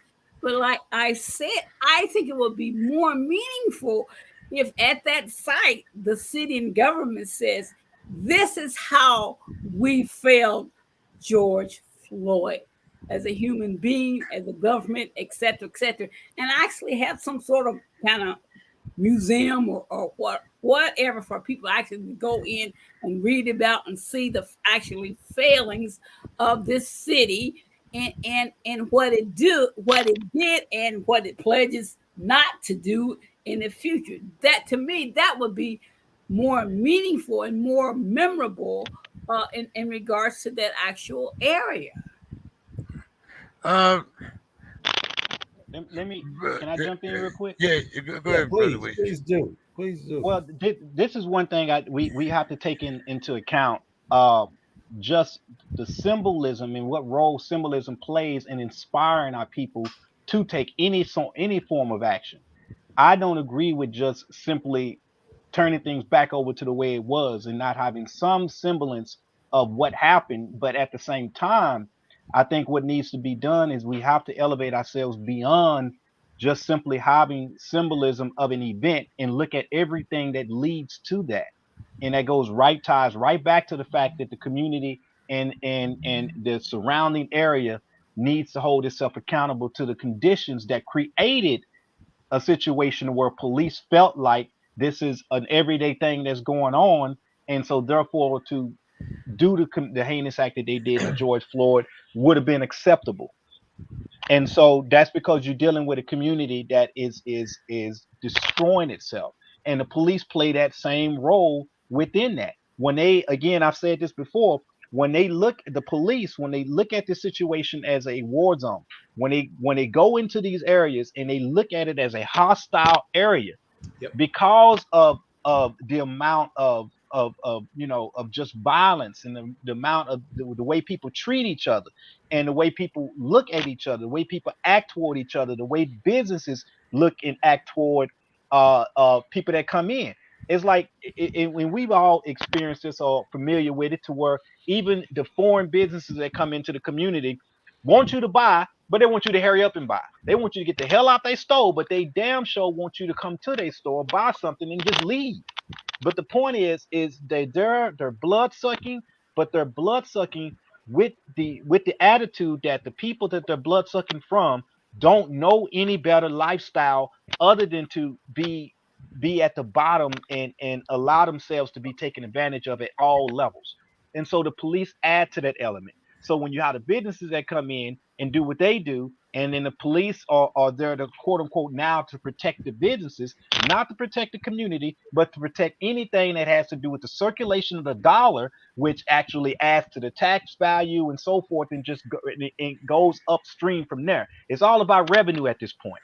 And so when it gets to that level, and the people of that area or of any area from that for that matter don't take any stake in their area, in the land, in the value of them coming together and being able to build anything, you're going to have these situations. And so the symbology of George Floyd, I feel, for instance, like one of the examples, Brother Scott, when you had that church event going on right there, and then a shootout takes place. You have a person killed right there in the middle of them having church on Sunday in that area. I mean, come on. How can you not at that point, as a pastor, not turn around and realize that, hey, we are handling this the wrong way, and we need to actually start addressing the conditions that were here before George Floyd, and use George Floyd maybe as a conduit to inspire the younger generation to connect with the older generations that have been there, that go back to kind of something Bill was talking about, the generational ghetto mentality that we constantly find ourselves in, and address these challenges. I mean, address these viruses that are going on. And so to me, I think that we have to not downplay the symbology, but what we need to do is get people to recognize there must be more than just a event type of meaning in terms of this square. It shouldn't just be about George Floyd. That was just the final straw, but it should be about the whole community recognizing what we must do, and then spread that out as a people. Bill, you want to comment on that? Well, and I love when I agree with Brother Williams. Um, Symbols are incredibly powerful, and that's why they're used against us constantly, right? That's why you got the whole welfare queen thing. That's why they ran those Willie Horton ads when Dukakis was starting to get too close to Bush in the polls, right? He stopped running ads that targeted Dukakis. He started running ads that targeted Willie Horton because Dukakis would, people would have a mild reaction to Dukakis. But all of a sudden, when he ran those Willie Horton ads, people had a strong and visceral reaction to that. Wait, what? Rape? And it looks like him, right? You put on the TV screen rapist, and there's a picture of Willie Horton. Now you've got a TV ad that's going to get people moving, right? You show Dukakis embarrassing himself in a tank. Yeah, people laugh a little bit. Look at him, he looks silly. But that doesn't drive people to the polls who might not vote. But they see that if you don't vote for George Bush, Willie Horton's going to rape your daughter. Now they're voting. So yes, symbols are very powerful, and they're used all the time, constantly. And what I would want to see is not just a memorialization, but I'd like to see, and someone said a community center, and that's a good start. But I would like to see a scholarship program, an internship program. I'd like to see an entrepreneurship program in his name, right? Built for the people in that area, so that people talk about generational curses and generational poverty and whatever term you want to use, and generational trauma, and all those three things are very closely related to each other.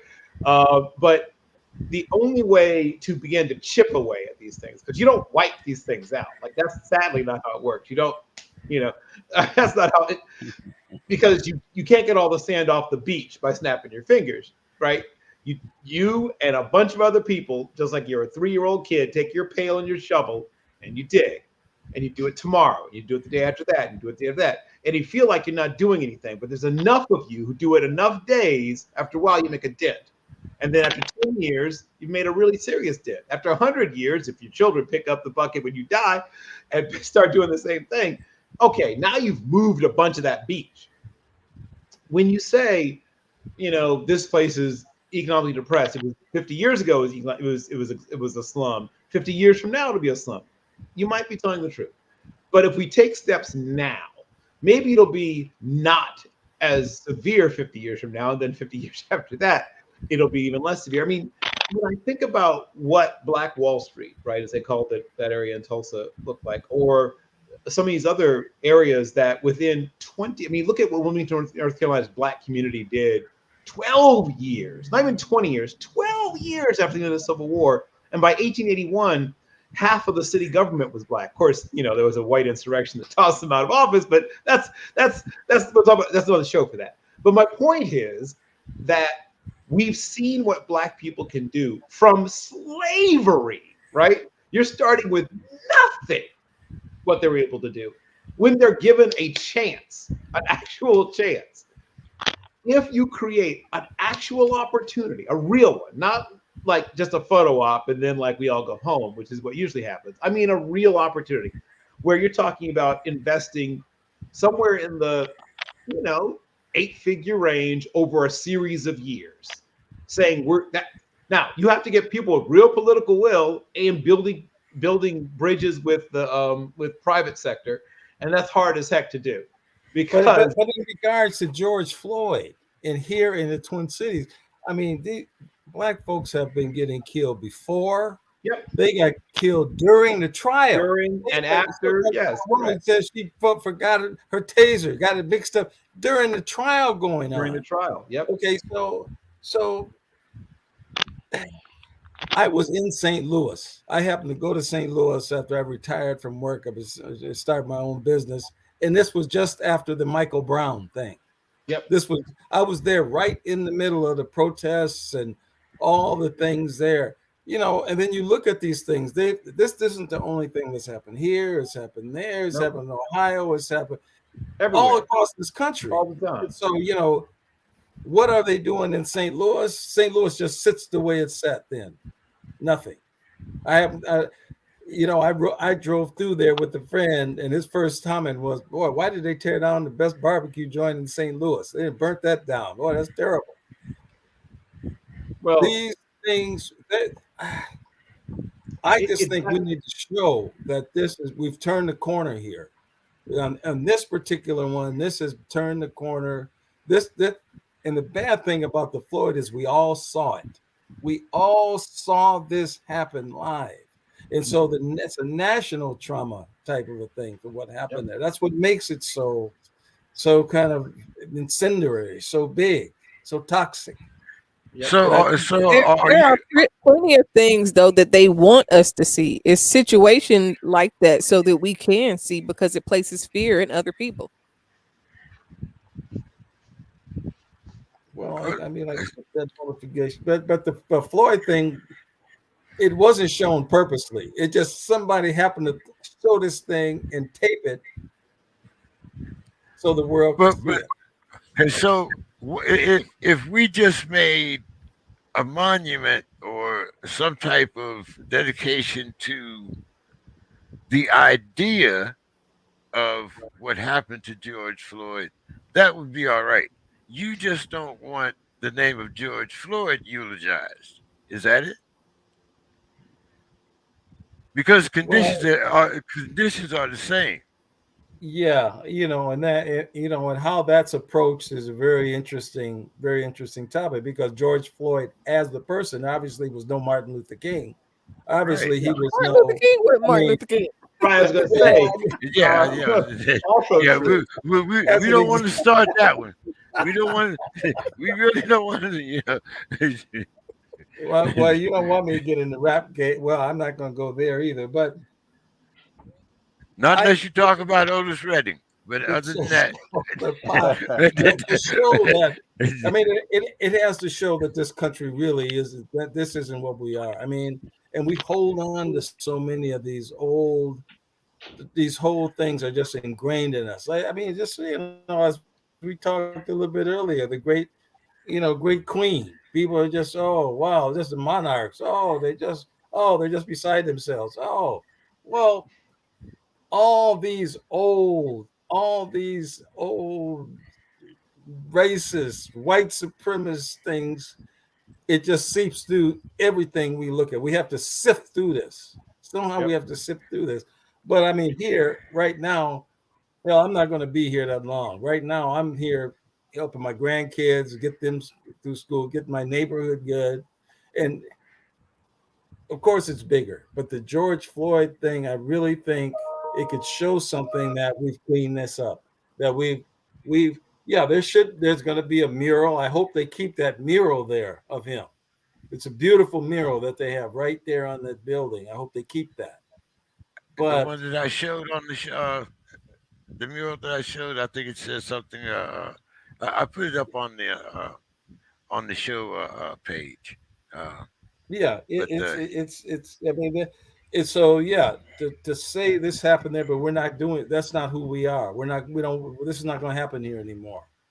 We're going to take a stand for this, but everybody has to be behind it. It has to be, it has to be behind it. so, as I said, Miss Sims, would it be much easier if the neighborhood and people like you and Mr. Scott would come together and form some kind of committee to go in front of the committee, because that's what it's going to be. We know it's not, that cut and dried, but is there a way for the community to come together to take back that particular area, rather than try to resort to either a police invasion or some type of forceful uh, retaking of the area? Such as what they did in Portland, or some other cities where you come in and force those people out. So wouldn't it be easier for, like I said, to form a coalition between some of the elders in the neighborhood, and at least try it from that perspective rather than turn it over to uh, uh, forces that we can't necessarily control, such as a police department, a public safety department. I think that there are ways, that we can deal with this within the community uh, with the help Thanks. of others. What I'm not. I don't know why I'm not getting through all those things that you're saying. There are committees already formed. There are committees putting forth ideas and projects and things to envisioning what that area can be or will be. Construction ideas. Committees are already formed and are meeting supposedly monthly now in regards to what you're saying and speaking of. And so that's been going on for a couple years now. The pages of things that I was looking at were from April this year up until now. They even have a timeline of what's to happen in regards to community meetings and ideas coming from the community, things like all that's taking place right now and going on. No decisions was made. Looking at the timeline and what some of those committees and things are saying, no decisions or even close to decisions are going to be made in regards to final decisions until 20 next year, sometime 2023, maybe in the spring or something. And then it didn't say any didn't say what definite things would be done. So the things that you're speaking of are taking place down community, various aspects are coming together, are meeting sometimes monthly in regards to what you're saying. Those things are happening now. Okay. Did you know that, Mr. Scott? Well, yeah, I said that earlier. I've gone to some of the meetings. I mean, the last meeting I went to, I mean, they've been meeting for a year. They said they're going to have 12 more meetings, putting sticky paper up on the wall. And, everybody sits in a little group and they say they don't have answers. They want us to say I mean, it just draws the whole thing out. It's real clear. They need to open up the street, basically, get all of this stuff all this garbage that's there and once the street is opened back up and it starts to go back to then get cup foods out of there. It's very interesting about cup foods because I deal in a little bit of real estate every now and then. And I know how to go online and look at tax bases and who's the owners. And so I put in cup foods to see who the owner and taxpayer is.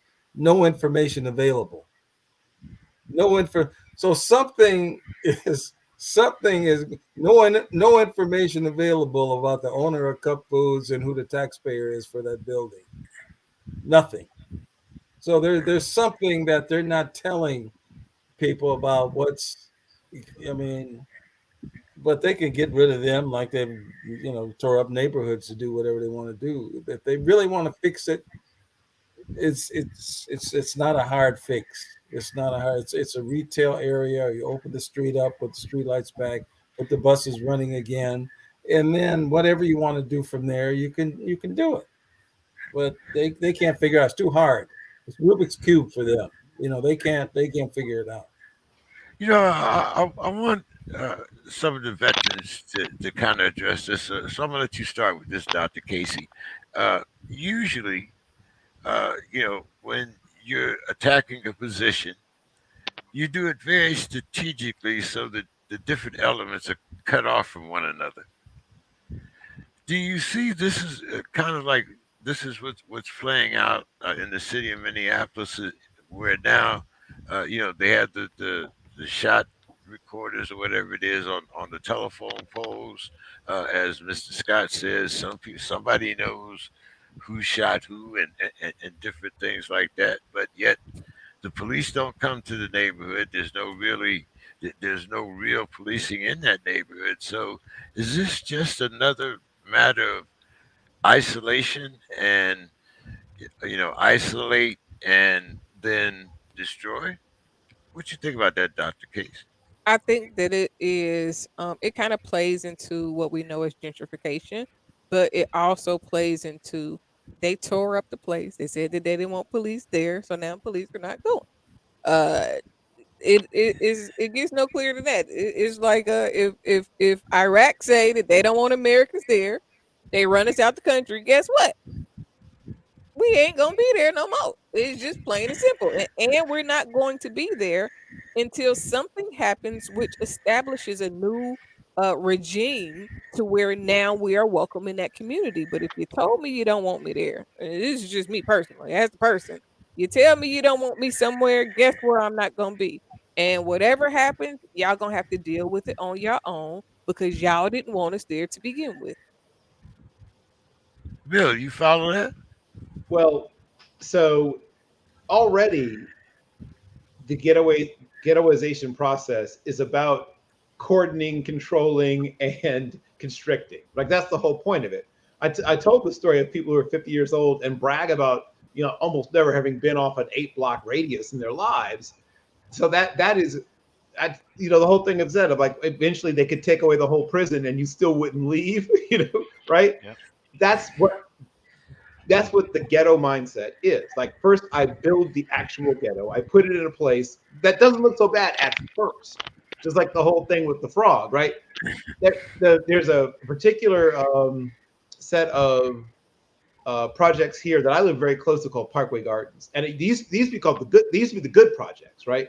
Because they were low rise, they were little quads or little duplexes, and at first they were people were fighting to get into Parkway Gardens. Now people are fighting to get out of Parkway Gardens. That's what 25, 30 years will do. But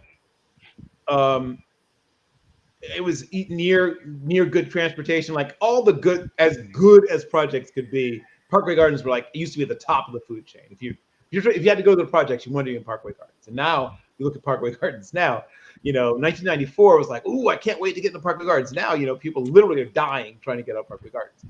The way that poverty is concentrated is done.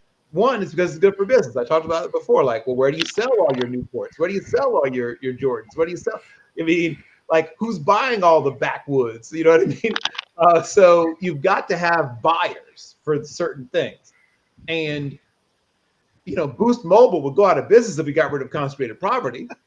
So yes, you've got to have a certain amount of concentrated poverty, Jay. We talked about this. So that's the first thing, right? And then have you ever been in a nice neighborhood and seen a Boost Mobile? Try it. So that's the first thing, right? And beyond that, and I'll go back to what I said. I was almost landing the plane on the thing about George Floyd and what to do with that. If you had a consistent infusion, let's say over a dozen years of tens of millions of dollars that were targeted around preschool and after school, right? Educational programs, nutritional programs, exercise and real exercise. Like, there's a whole tangent I could go on what kids do during recess that isn't recess anymore. Whatever. Another show for that. But when I was a kid, we got worked out like for real. You'd have thought we were trying to get ready for the Junior Olympics or something. But I talk to my daughter now, it's like, you don't even break a sweat in gym anymore. What the hell's going on? But we were on our phones. On your phones in gym? But okay, so like real programs around exploration of possible jobs and not just jobs, businesses, people. You want to be a business owner. Everyone says it. Yes, you got a clothing line, which is T-shirts. But heck, let's take your clothing line, which is T-shirts, and tell you how to really market it and make sure you actually understand what profit and loss is. Are you setting your prices based on what you heard somebody used to say your prices would be, or are you basing it on, okay, who your market is, right? How much does it cost you to actually make your product? Hey, do you want to ship your product nationwide, worldwide? So where do you have to price your product to do that? How do you market your product? Not just, throwing up, oh, look, I'm on Instagram wearing it. No, what do you have to wait? What time of day should you post? Right? There's all kinds of things that go in, metrics and algorithms that go into being successful. And you could teach somebody this in a summer, frankly. It wouldn't take years if you bring in the right people and you have the right resources. You could, if all these companies, Target, Dayton, Hudson, whoever, all these companies that claim they care about this kind of stuff, right? You know, everybody wants to run commercials and, you know, be the change, blah, blah, blah. Well, okay, put your money where your mouth is. We're going to need X amount, right? And we're going to need it consistently. Like, not you drop this check and then you ride off and you feel good about it as a PR thing. No, no, no. We're talking about a dozen years worth. In about 12 years, with the right amount of resources and the right people, would you wipe away the beach? No. But could you dig a deep hole? If you've all got your buckets and you're digging for 12 years, you could have a pretty damn deep hole, James. So, yes, you could make a dent in all the problems we're talking about if you have the right combination of public and private enterprise investing. You have real leaders who are willing to take risks, right? And do things that might not be popular. And you are willing to truly invest, like really, like I said, not one time, but consistently for years and years and years in these opportunities that at first people will probably be suspicious of. And I wouldn't blame them, right? It's like, wait, the last time I got my hopes up, I got my head caved in. I would fully understand if people were a little bit apprehensive at first. But, you know, after about 3 or 4 years, they see that no one's got their head caved in. People might start to say, okay, well, I'll try this program of yours. I work in a non-for-profit area where we try to find people who have had their heads caved in, like who've been disappointed by life in every way possible.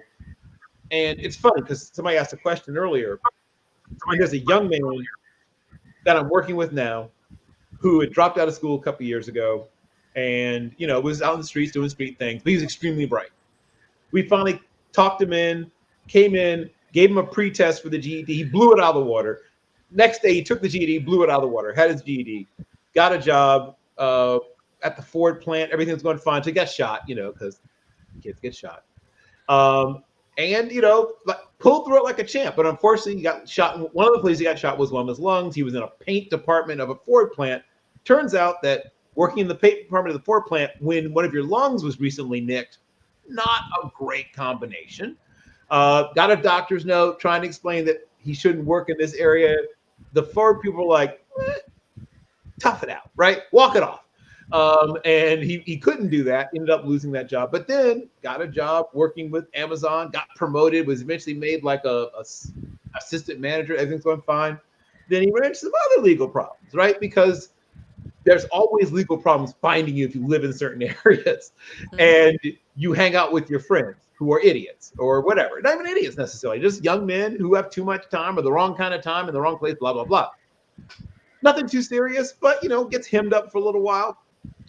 So loses that opportunity, but he has an uncle who's in real estate.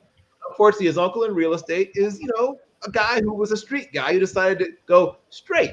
But unfortunately, he's not really educated in real estate. They lose a bunch of their money. So now he's back in the street doing street things again, right? Long story short, what you know. Long story short, the same thing that I'm working with again, we're trying to restart, right? If I had the kind of resources we're talking about, what to do with this George Floyd thing, this kid would have never had to go through this whole cycle of things. He'd be a business owner. He's extremely bright and he's a hustler. He'd be a successful business owner. I would have helped him get started. It is possible not to fix it all, but you can make a significant dent if you can get a space, right? An actual space to do things, first of all. People who actually care and are good leaders and resources. That's all it takes. It doesn't take a miracle. It takes those things, real resources, real leadership, and a space to do it. Give me those things and I will dig you. Won't get rid of the whole beach, but I'll dig you a nice deep hole. Brother Williams? Yeah, I got something I can definitely add to that. 2 weeks ago, on our Panther 48 channel, we did a show called Personal Investment in the Opposition of American Imperialism. And basically what that deals with is the fact that when most people hear the word personal investment, they automatically think of economics and everything that it takes to make money. Yep. We do not look at personal investment as in anything that has to do with the future of whatever direction we want things to go in. If we want a community that is built around us having control of our community, then we have to take personal investment into that future design. Everything that, like Bill was talking about, everything in regards to putting a dent in that beach. We have to be first and foremost see ourselves capable of making that end goal change, and then from that standpoint hold ourselves accountable to the process to get from where we are now to that future goal that we have, which is basically a personal investment. When we collectively have personal investment in how we want to operate and how in where we want to go as a people, then we're able to make change. Going back to the committees that Scott said he was dealing with and constantly see, it still sounds like to me that what we're doing is we're dealing with people that have more of a mentality about how can I keep things calm down, or how can I lower crime without actually dealing with the root cause of crime, or how can I address poverty, how can I address oppression without dealing with the root causes of it. Because if we continue to take band-aid approaches to building up our opportunity, to building up our destiny, it will never happen. You cannot band-aid, or you cannot deal with suppression of symptoms and think that you're solving solutions, because it's a big drastic difference between addressing a symptom or addressing a solution or coming up with a solution. Another thing within the Panther Party we talk about and we call it is we go into what's referred to as the coping mentality. That's one of our mechanisms, the coping mechanisms. Too often, what we view to be solutions is being able to navigate around obstacles, or learn to cope with conditions, to the point to where we think that when we get good at uh, overcoming, so to speak, obstacles, but not removing obstacles, that we're still doing good things. We're doing good work, that we're moving forward because we get better at climbing over, around, or under an obstacle. But never does it dawn on us, because we're still looking through the lens of victims, that maybe if I remove this obstacle, the next generation does not have to learn how to climb it faster, or deal, or go under and spend all of their brain energy on how to address the symptom. See, we're generationally lost from the standpoint of we're copying outdated and methods that do not create solutions. And these are the things that we're picking up. And so we have to be able to take a step back and recognize that a new approach has to be addressed. And now the thing about that is it takes the experience of the elders, the middle generation, and the youth to come together and address these things, because all generations play a role in this. And I think that's part of the problem. Another thing about that is when we talk about imperialism, I hear us often talk about infrastructure and institutional racism, but we never talk about how the concept of infrastructure, the concept of institution, is actually what we should be building for ourselves. When we couple these things together and we embed that within our lifestyle, and we build black institutions, we build black infrastructure, and we approach things from that level, then what we're doing is we're rebuilding generational advancement, as opposed to just constantly finding ways to cope with the conditions of oppression. We start chipping away at what the essence of oppression is, because we start creating destiny and power and opportunity for ourselves, which automatically would oppose or automatically correct the conditions of something that comes out and utilizes us and continues to vampire and bloodsuck from us as victims.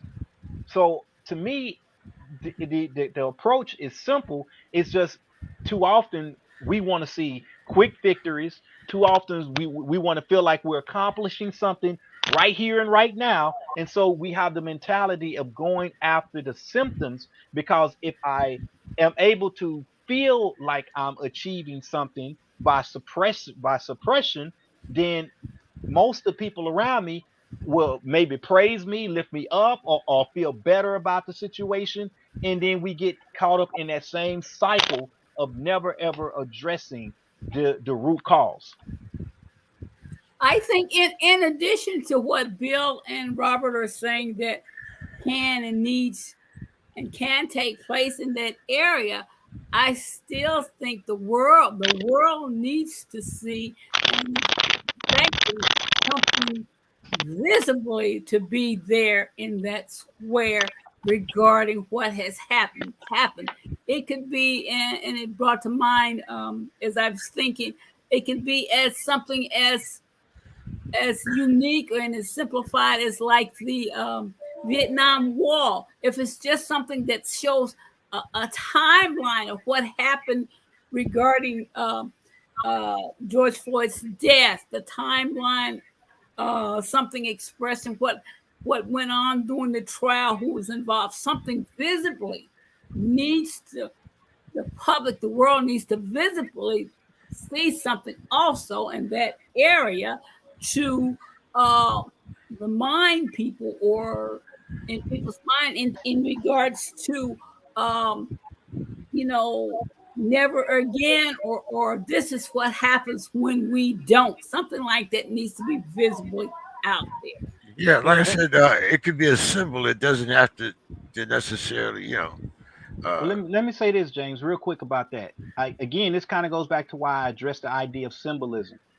What I see happening is a continuation of the pattern of us promoting symbolism that deals with the trauma and deal with the victimization point of view of what happened. Whereas I'm saying we need to refabricate or rechange and transform our symbolism to reflect on what has happened as a result of us coming together, what has happened as a result of us making a change or seeing something to the point where enough is enough. And this is what we were able to accomplish and come together and do as a result of this.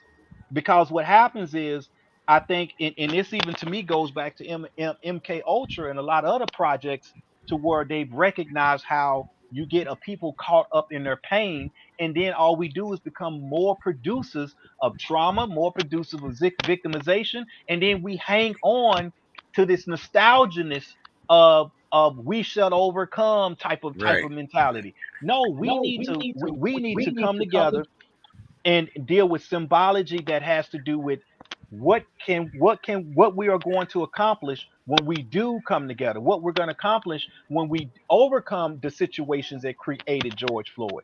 And I'm actually attempting to move us past this specific moment or incident, because again, when we keep approaching these things like incidents, we're not connecting the dots and recognizing that collectively as a people we are suffering from domestication. We're suffering from the lack of recognizing that we need to liberate ourselves. We need to empower ourselves, and we need, again, institution and infrastructure that we are designing, that we are building, that is going to uplift us away from the mentality that continually keeps us in this cycle of only addressing symptoms. Yeah. I think I'm gonna I have did to. say, in addition to what you all had said, and what you said just now could also be out there visibly to see how we have moved past the victim, the tragedy there, into something else, to what you're speaking of.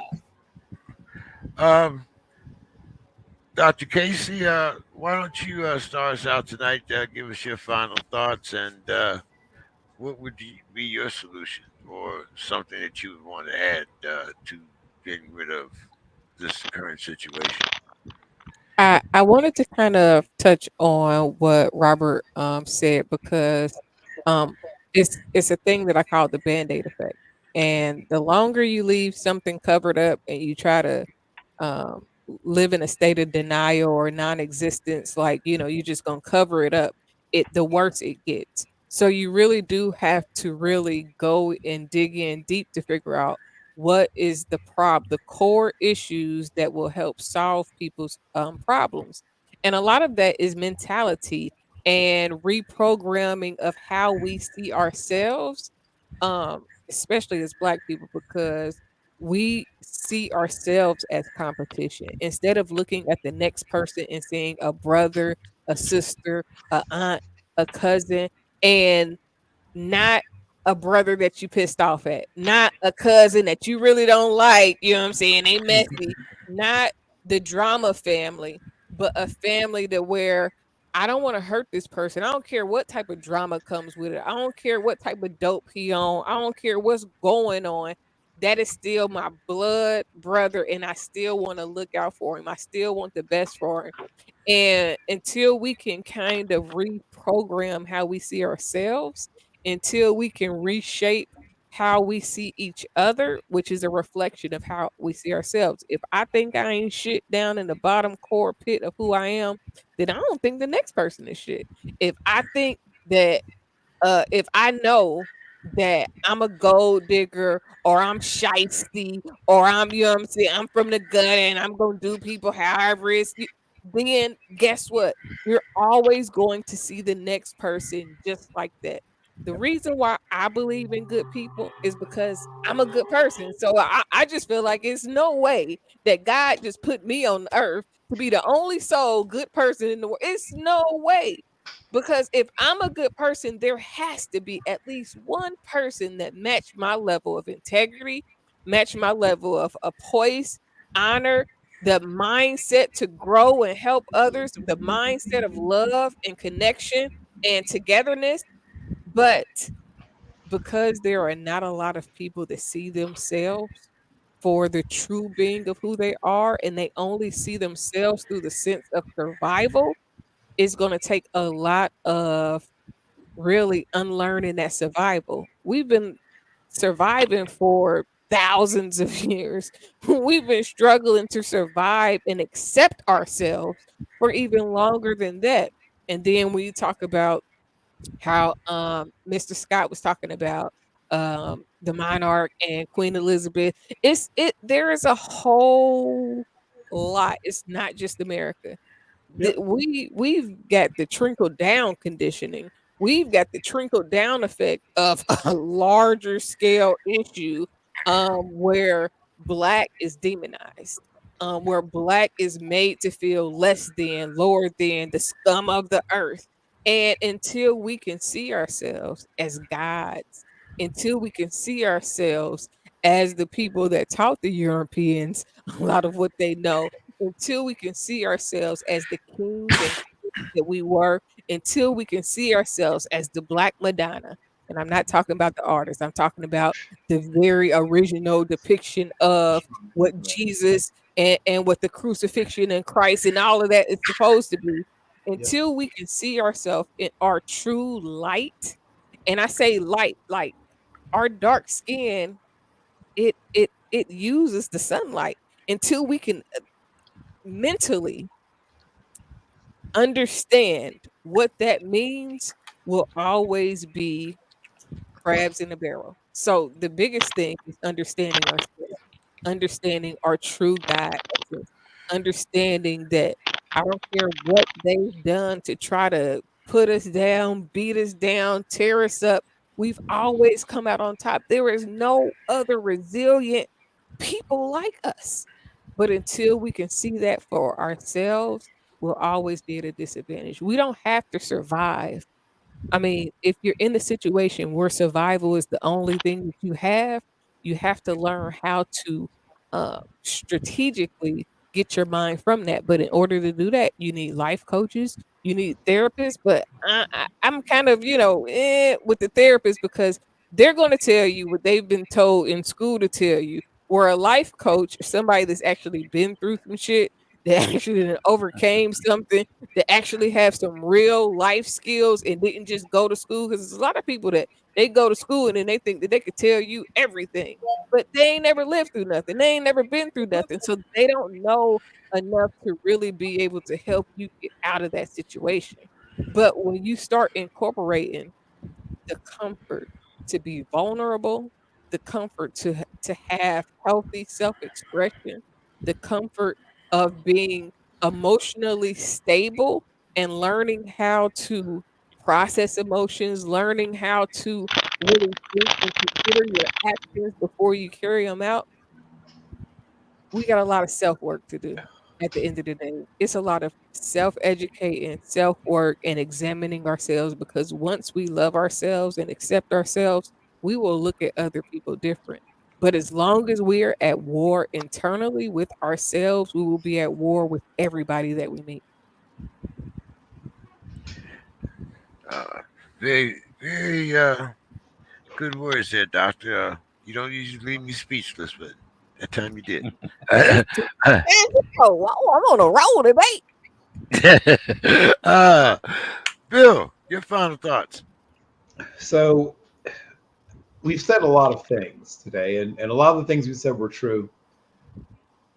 And I want to leave us with something that feels hopeful. So on this day, right? So this is the 12th of September. So on this day, uh, May Carol Jameson became the first Black woman to travel into space in 1992 on the spaceship Endeavour. This is a young woman who was born in Decatur, Alabama. I don't know if you've been to Decatur, Alabama, but I mean, the odds you could get on a Black child one day traveling in space, I mean, you would get some pretty strong odds. You'd do well if you bet like $5 on that. You probably would be able to live off of what you would win on that bet. By 16, she was a student at Stanford University. She graduated with a bachelor's of science in chemical engineering, and then went back, right, double majored, got a bachelor's of arts in what we now call, Black or African, but in those days they called Afro American Studies. Then got a doctorate in medicine from Cornell Medical School. Then followed medical school by working with the Peace Corps as one of the Peace Corps medical officers, and got selected in the astronaut selection program, or at least the first cut. For those who don't understand, this being selected doesn't mean you're going into space. There's several different parts of it where you are put through the ringer in terms of mental and physical and a bunch of other kinds of testing and selection. And it was about a 5-year process. And she made it through all of it, and eventually was selected to participate in the mission on Endeavour and went up on the STS 47 as a mission specialist. And she worked for NASA for actually a fairly short time. Well, short time once she went into space. There was a lot on the front end. Then she worked for Cornell as a professor at large, which is great work if you can get it. And also was working at Dartmouth College at the same time, overlapping in their environmental studies program. Eventually, she started her own company called Biosentient Corporation, and also the Jemison Group Incorporated. A lot of really hard things were discussed today, and some of them are hard things that needed to be discussed, and things that are going to stay with you. But it reminds you, when you think about what Mae Jemison did, born in the 1950s in Decatur, Alabama. I mean, if you've been to Decatur, Alabama, I don't need to say anything more to you about what that means for a young woman born in the 1950s in Decatur, Alabama, to one day be in space. So it's a reminder that as hard and grinding, as super difficult as all the things we talked about are, that there's this incredible touch of genius and beauty that lives on in us and is encapsulated by someone like Mae Carol Jemison and what she managed to accomplish despite being born in the 1950s in Decatur, Alabama. That's my final thought. Miss Sims. Yes, I've often thought this as I've looked at your questions and statements that you send us, and see the negative things that are come out of our conversations.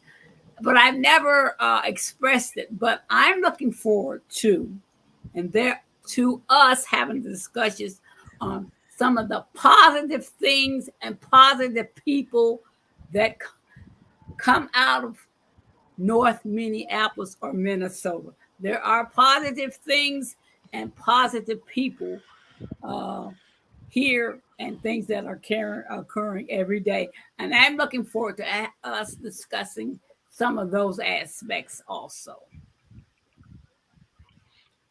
I totally agree with you. And Mr. Scott, we always, well, you always talk about your book and the history of the people of Minneapolis. And for that, you always dedicated your feelings and your literature toward the positive aspects of Minneapolis.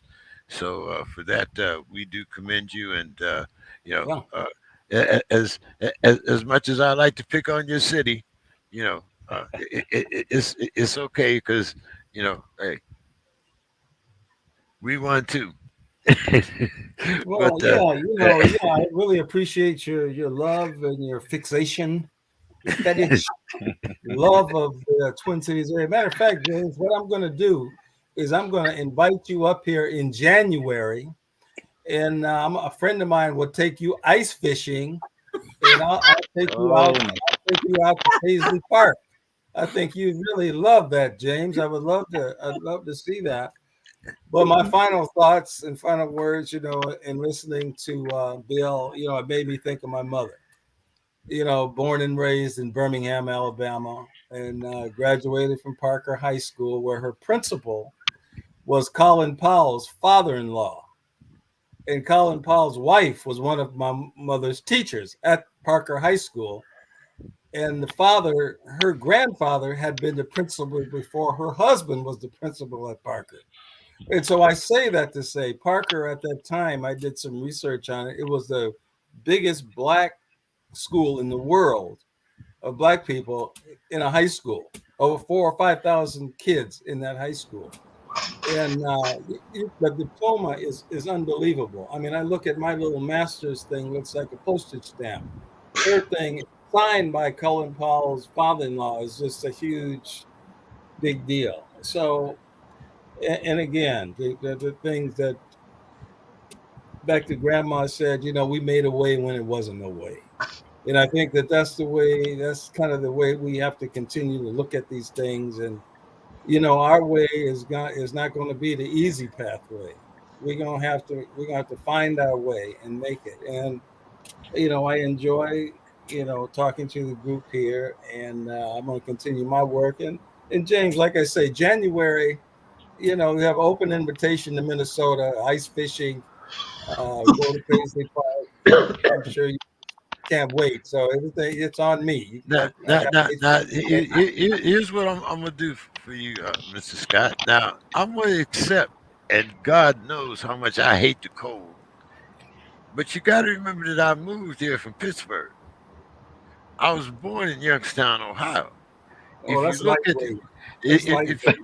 no, if you look at if you look at history, the day that I was born was one of the days that we had the coldest and the most snow in the state of Ohio.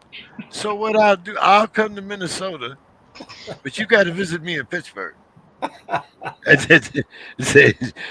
Since we're gonna be on equal footing, I'm not gonna bring you out here to California where you're not used to the weather. You know, so, so I'll come to Minnesota and you can meet me in Pittsburgh. Well, I'll put that in my calendar. Okay. Hey, I'm a soldier. I can do it. It don't matter. uh, but before I give you your final thoughts there, Brother Williams, I just want to make a comment on something that Dr. Casey said because when I came out of prison the last time, 1985, already had 4 strikes, and the 3 strike law had been passed. I thought I had accomplished a whole lot by just surviving and being a survivor. It took me another 12 years to find out how to live. And I think that's something that we have to learn. We have to learn how to live.